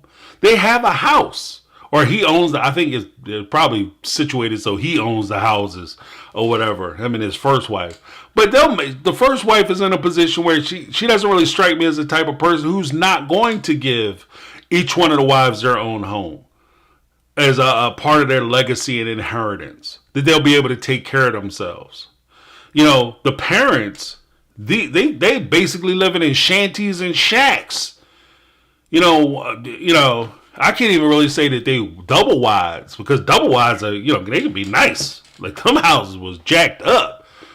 They were living in jacked up houses. So you go down south, man, you see some of these double wides, or some of these trailer parks, they have these houses. You go inside, them houses be nice. But Bill Hendrickson's parents, those houses were not nice. Those houses nice.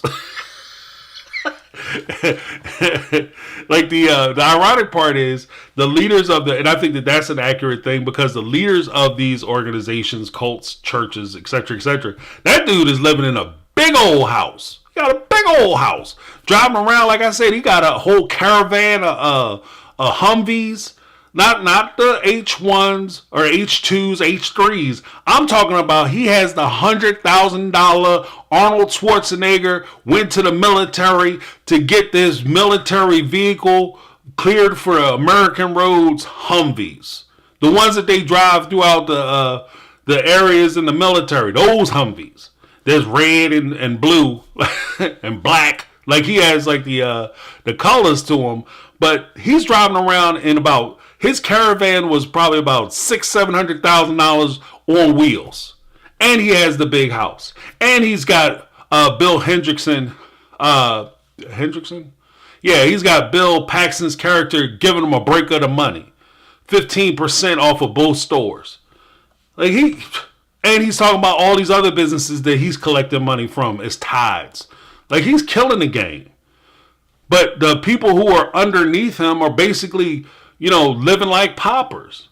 And I think that that's a reflection of, if you peel back the onions and the layers, peel back the layers, not the onions. If you pull back the layers, you'll see that, there is some truth there and some things that you would expect from these types of groups. But again, it's not really pushed out to the forefront, at least in his first season.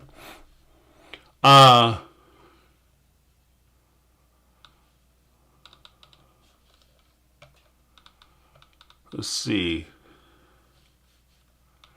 Yeah, Bruce Dern. Yeah, Bruce Dern is a good actor too. Let's see. Raspberry. I'm glad Christine has a husband who will at least look out for her the two of them financially, and not throw her under the bus. Yeah. And like I said, Christine's doing well. Like, from what I understand, she's became a landlord. Like, she has like the house that she's renting out for the Airbnb. So they're doing well financially. And it's got to burn Cody up that he is doing so well financially. And see, I agree with I hate mornings. I want my kids to do better than what I ever did. Yeah. I want my kids to, like I said, you always want the next generation to do better.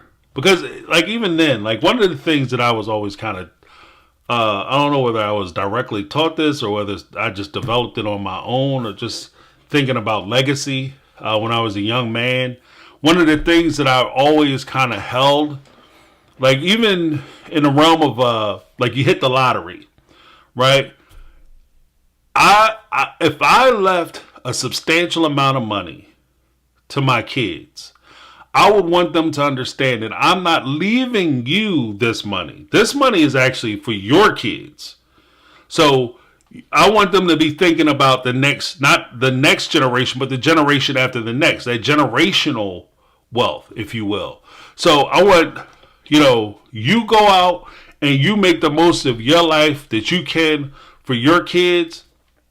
You take my money, give it to your kids. You take your money, give it to your grandkids and to their kids.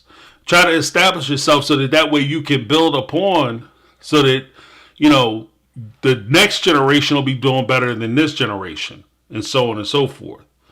And that way nobody's struggling. But it's so weird to me, like, to listen to these guys, especially these organizations, these religious organizations, so quick to throw their kids away. Like, oh, I'll just drop my kid off because he's going to get in the way of my, when I'm trying to kick game down at the at the bingo hall. Come on, man. What are you doing?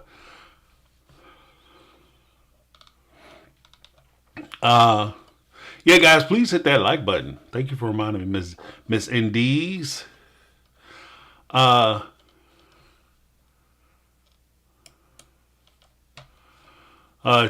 Took a second to make another business because mine was not profitable for too long. I hope my kid also grows up to do legal aid too. My son is awesome. Okay, we have almost the same name. Okay, Rachel. There's nothing wrong with that. I mean, especially I think I saw earlier that you work in family court. That's needed because there's a lot of folks who are put in bad situations, not just in polygamy, monogamy as well.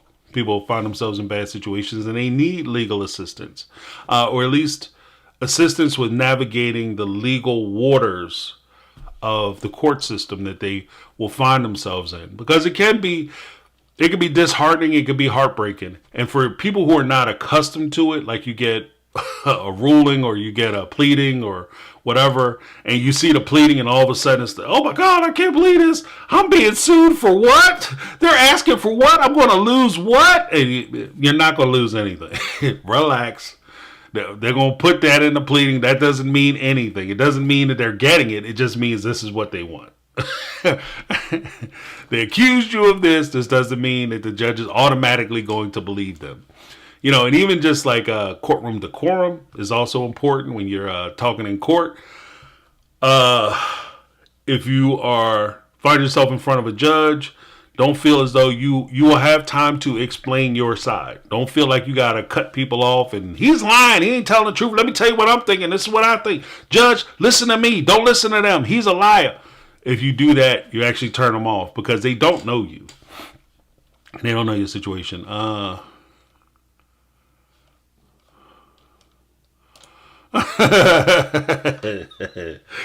Rachel said, my son is 30-ish years younger than me. If we're getting the same numbers, I'm fighting somebody. Yeah, right.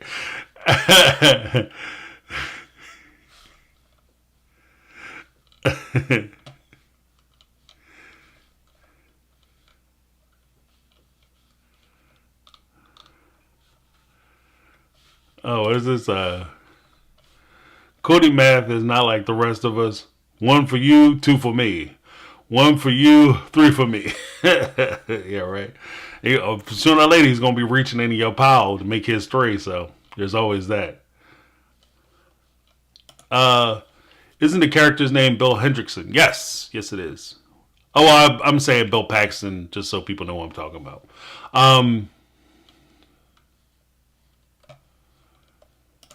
I hate mornings. Yep, the move to Arizona was dumb, and I think Kotex thinks so as well. Big mistake, huge. Yeah, well, because even though the move to Arizona demonstrates again, like the differences between Bill Hendrickson or Bill Paxton's character in Big Love versus Cody. When Cody makes moves or financial decisions, these are short-term decisions that make him feel good at the time, but they don't necessarily have long-term benefit to him. So moving the family to Arizona, where we go one, we go all, that whole speech, I think a main mover of that speech, honestly, was just the fact that if the ladies didn't move, like if the ladies decided that, okay, Cody and Robin, you guys want to go to Vegas, see you later, bye. We're staying right here in this cul-de-sac, and we're going to figure it out here. If Cody and Robin would have moved to Arizona by themselves, truth be told, quiet as it's kept, the show would just be filmed in Vegas, and it would be called Surviving Sister Wives. That's it. Or Sister Wives Unlimited, or whatever the case may be. Sister Wives, a new step, the next day, the next page, or whatever the case may be. Because Cody and Robin just wouldn't be on the show anymore. That's what it would be. So he needed them to move.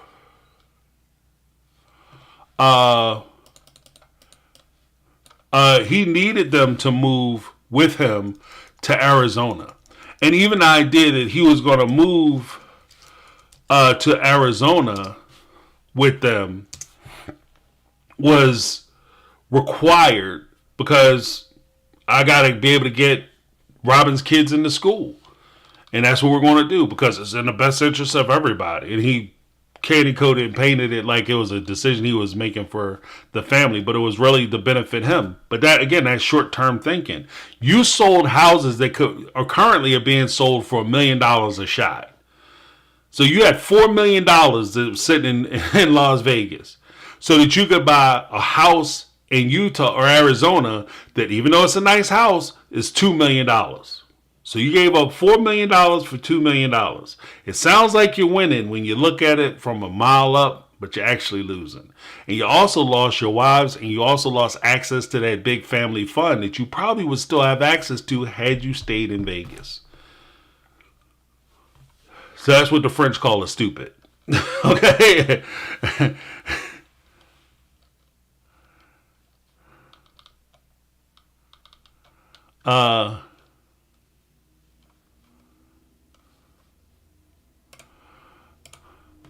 What's this? Cody's mom was the unloved, undervalued caregiver, much like Christine. Yeah, I can see that.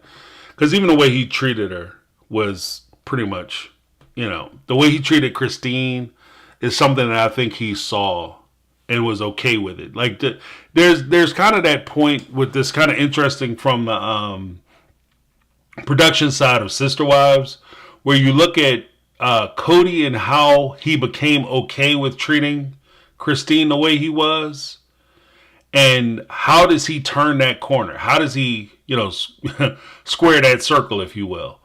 And I think the way he's able to do it is because he saw his father do it. And part of the reason why he doesn't take responsibility or see any real fault in the way he treated Christine or treats Christine is because Daddy did it, Mom accepted it, I grew up watching it, so it must be okay. And so I think that that's kind of where where we find that at. Daisy Reyes. I doubt a polygamous family has ever been a good idea. You know what? In fairness, noise, raspberry, noise. Daisy, in fairness, I don't want to say that it can't be done. Absolutely, positively can't be done. But for my money, for me, it's hard. Like I couldn't imagine me doing it. And that, everybody's a little different. Everybody has their own different drives, ambitions, goals, etc., etc. I couldn't do it for me because I think that it would.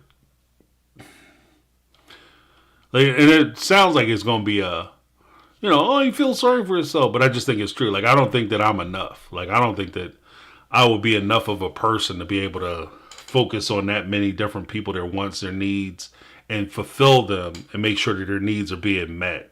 And that would bother me. So I couldn't do it. That's why I couldn't do it. You know, and that and the fact that you would always find yourself in a situation where you're hurting the people that you supposedly care the most about. And that would bother me as well. So as I'm supposed to be sitting here looking out for the best interests of people who entrust me with their hearts, I'm hurting their heart. I'm the one hurting them. Like, it's me. So I couldn't do it. I couldn't do it.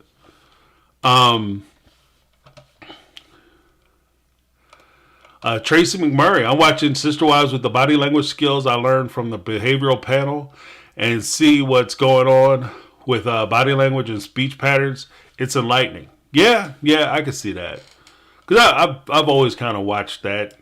How people react, things that they don't say, how they treat each other, positioning, different signals and signs that they use.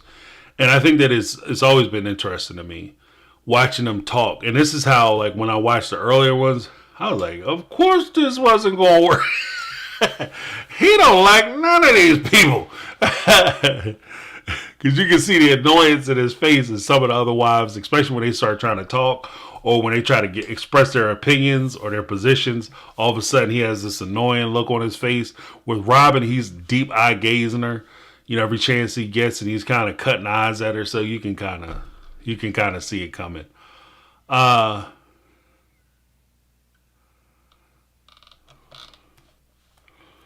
Yeah, but that is where we are.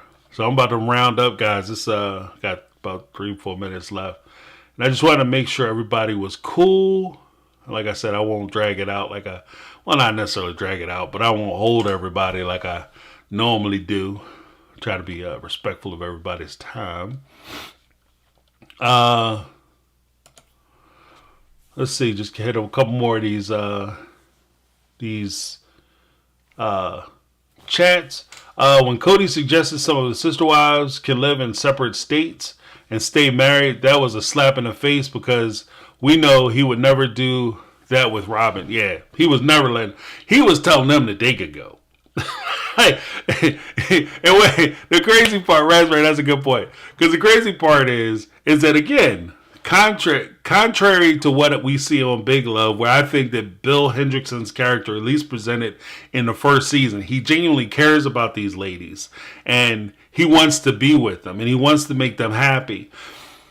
He would be hurt if what I'm saying, hey, I want to move to Arizona, or I want to move to Utah, or they're in Utah, I want to move to Wyoming or whatever, I want to move to Miami. He would be hurt. Cody would say, Christine, Janelle, Mary, OG3, you guys can move. In fact, I encourage you to move. Just make sure that the bank routing number and account number is assigned to your checks so that they hit the family account, and I will redistribute what I need you guys to have your allowances. That's where Cody is. And I think that in itself is a huge driving difference in what we see on Sister Wives versus shows like Big Love or other polygamous shows that try to highlight or, propagandize the whole concept of polygamy.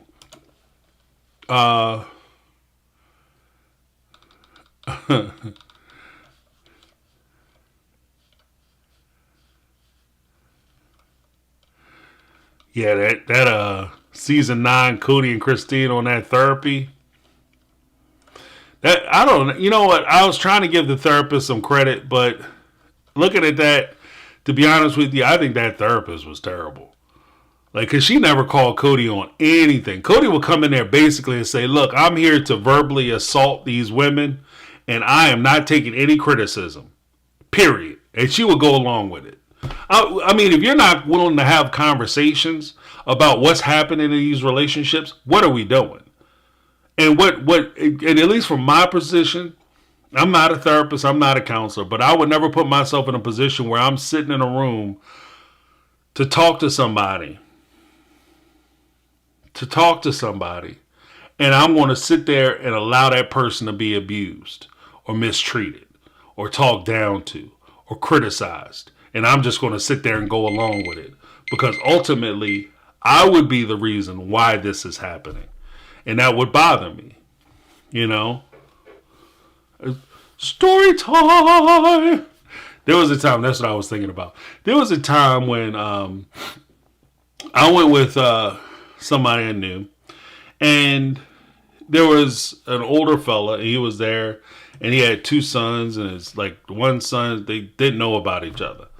And I'm sitting there as a friend to the family, and I'm listening to them talking, and the one guy's like, well, this is what happened, and you were treating, no, what you're not going to do is sit here and berate him.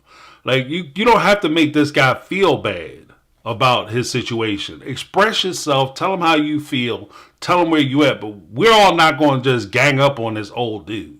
That's not going to happen. And I think that that's part of it. As a counselor or a therapist or a psychologist, if you're going to go seek help, when Cody says that he wants to go to group counseling, him and Robin, I want to go to a group counselor. I want to go to group therapy. I want to go to post-relationship therapy. He doesn't want to go to therapy so that they can figure out what happened in the relationship. He wants to go to therapy so he has a third party look Christine in the face and say, you're a horrible person for leaving and abandoning Cody, and you need to take your ass home. That's what he wants. He wants somebody to look him in the face and say, Cody, you're right. You're the victim. She mistreated you. Christine, you ain't shit. You need to go home. That's what he wants. He doesn't want somebody to come in there and try to figure out how they can make their relationship better, how they can learn to exist in their places where they are and co-parent with one another to improve their relationship so that they can become better parents to their minor children and their adult children and the kids and the family that they have. That's not what they want. They just want somebody else to come in and say that they're right. And in that case, that's not therapy. That's a bully section. You trying to get me jumped. And I'm not going to sit here and allow myself to get jumped. I'm not putting myself in a position where I can sit in a room with somebody and let them talk shit to me and make me feel bad about a decision I needed to make for me. And I appreciate what Christine said, that there's no way in the world she's going to go to a therapy session or a counseling session with either one of these jokers. Because that's all she would be signing up for. Is somebody to look her in the face and say the decision you made for you and your family and for your child was a bad decision. You need to go home. That's not my home anymore. I have a home and I've moved on. And I suggest for your own happiness and for your sake that you do the same. That's, you know what I mean? That's what Christine needs to say. Yeah, that's the thing. Like, Alicia, you know, God forbid the therapist actually point out that Cody did something wrong. Yeah, because there was one point where he went to the therapy session with Mary. And the therapist was basically like, yeah, you know, you guys only come when the cameras are here. Maybe we could start meeting without the cameras if we're actually going to move the relationship forward. And Cody's like, look, I'm not here to take any criticism or direction from you. I'm here to talk about how she's wrong and how she can improve herself. We're not trying to work on me. I'm here so she can work on her. And she can stop messing up. That's not a therapy session. That's not therapy.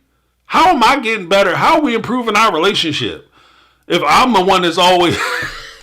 I used to say that all the time. Your significant other said, oh, we got to talk. Oh, you going to just tell me what I did wrong. Nobody ever says, we got to talk. You know, I'll be messing up. Nobody's ever said that. It's always, you know, this is how you messing up. You about to ruin this. But that's what I say. Like, and like right now where I am, and I'm going to wrap up on this, guys, because I took a little over because I started a little late. So just make sure it stays 2 hours. But here's the thing. If you guys decide that you want to watch Big Love, please don't go into it with the anticipation that it's a mirror story or storyline to what you would see in Sister Wives. There are some elements that exist on Big Love that I think that are addressed and later revealed in Sister Wives, because I think that these are issues or topics or situations that occur in polygamy relationships just because of the nature of the relationship. For instance, the jealousy, the envy, the secrecy, the backstabbing, the manipulation, you know, always trying to figure out how to one-up somebody, always trying to figure out positioning. These are things that I think exist in these type of relationships by the nature of the relationships, and not necessarily because they're trying to emulate the Dargers or even Sister Wives, which clearly didn't emulate Sister Wives because they didn't start till Big Love was almost off the air. And so do I think for right now where I am, do I think that Big Love is worth watching? Right now, I'm interested in it. I'm going to tell you straight up that I think that there's a lot of stuff that I see in the show that I think actually will highlight and maybe even bring some clarity to some of my positions on Sister Wives, and maybe color in some of the gray areas. But so it's definitely worth a watch. Again, adult warning. And I know I've been doing this the whole night, but I'm telling you, adult warning. Please heed my advice when I say this.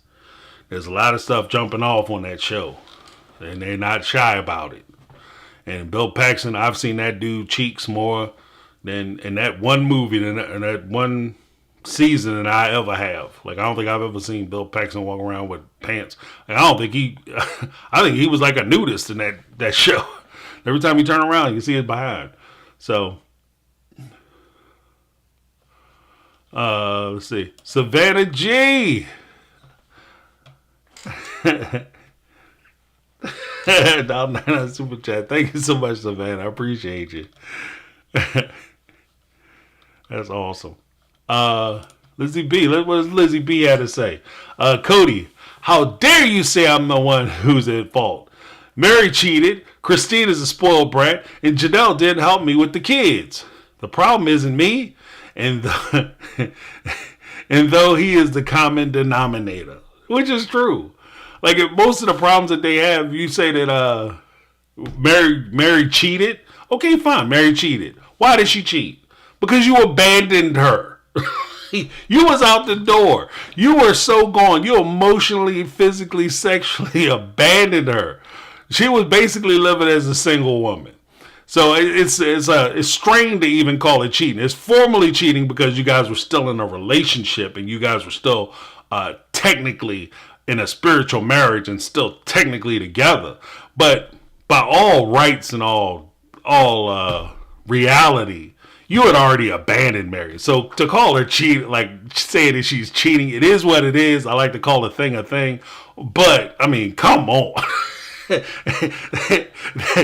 verb is doing a lot of heavy lifting. A lot of heavy lifting. Then, of course, Christine is spoiled and she's a brat because she has the audacity to want to be treated like a wife and an equal. Goodness gracious. Oh, my goodness. Clutch my pearls. I'm catching the vapors. Here's a woman who actually wants to be treated like a partner. What? She wants you to be sexually attracted to her, find her sexually desirable, and to actually seek her out when it comes to her opinion. You want her to take her opinion into account. What? Who does she think she is? And of course you say, Janelle, well, she didn't help with the kids. Yeah, because she was too busy at work making money to provide for you and your family and your lifestyle. Yeah, God forbid that she actually took a day off. Because if that had happened, if Janelle decided that she was going to pull a Robin, that whole family would have went under. She would have took the whole family with her. And that's the thing, too. Like, the crazy part about it is that if you really dig down into a lot of the thing, when you look into the finances of it, if something were like Janelle was putting in a lot of hours, if she was going to work, and to be honest with you, my suspicion, and I can't prove this, I can't pull up receipts on this, and I apologize for that, but I suspect that Janelle was doing better than Cody financially in her position. She was making more money than him. She was a chief breadwinner. But if she's working and she's going to her job and she's doing a lot of hours and something, God forbid, would have happened to Janelle on the way home, that family would have been ruined. You would have been financially ruined. So it's just insane to me. And then, of course, like Lizzie B said, Cody doesn't look at the fact that of all the complaints that I can level against these people, I don't see my participation in any of this. I don't see where I'm culpable, Cody. That's a word you like to use. He doesn't see his own culpability in any of the faults that he tries to level towards these other people. I'm about to wrap this up, guys. I promised you I would, and I'm about to do it. I hate more than said, I don't think Rob and Cody are going to make it. Probably not. Because when that money come up short, when that money come up short, Cody going to be missing a wife. He going to be down a wife. Last wife down. Last wife down. Code 603. Wife in distress. Okay, Anna says one of her all-time favorite series. Okay. We shall see if this becomes one of mine. I Hate Mornings gave you the amen in it. Said, yeah, I love Big Love. Teresa Skinner, thank you for asking. Are we doing Reality Squad again Tuesday night? If so, episode 6. We're doing it actually tomorrow. Thanks for reminding me to remind everybody that I will be back in full effect tomorrow with Amanda and Sarah from Reality Squad and Amanda from Reality Amanda. We are going to kick it off live 100% 7 p.m. Eastern Standard Time. I will be posting, once I get the links and stuff, I will be putting that up so you guys will be able to link either onto my page. We'll have it on all 3 pages. So you can hit any one and it'll land in the same spot.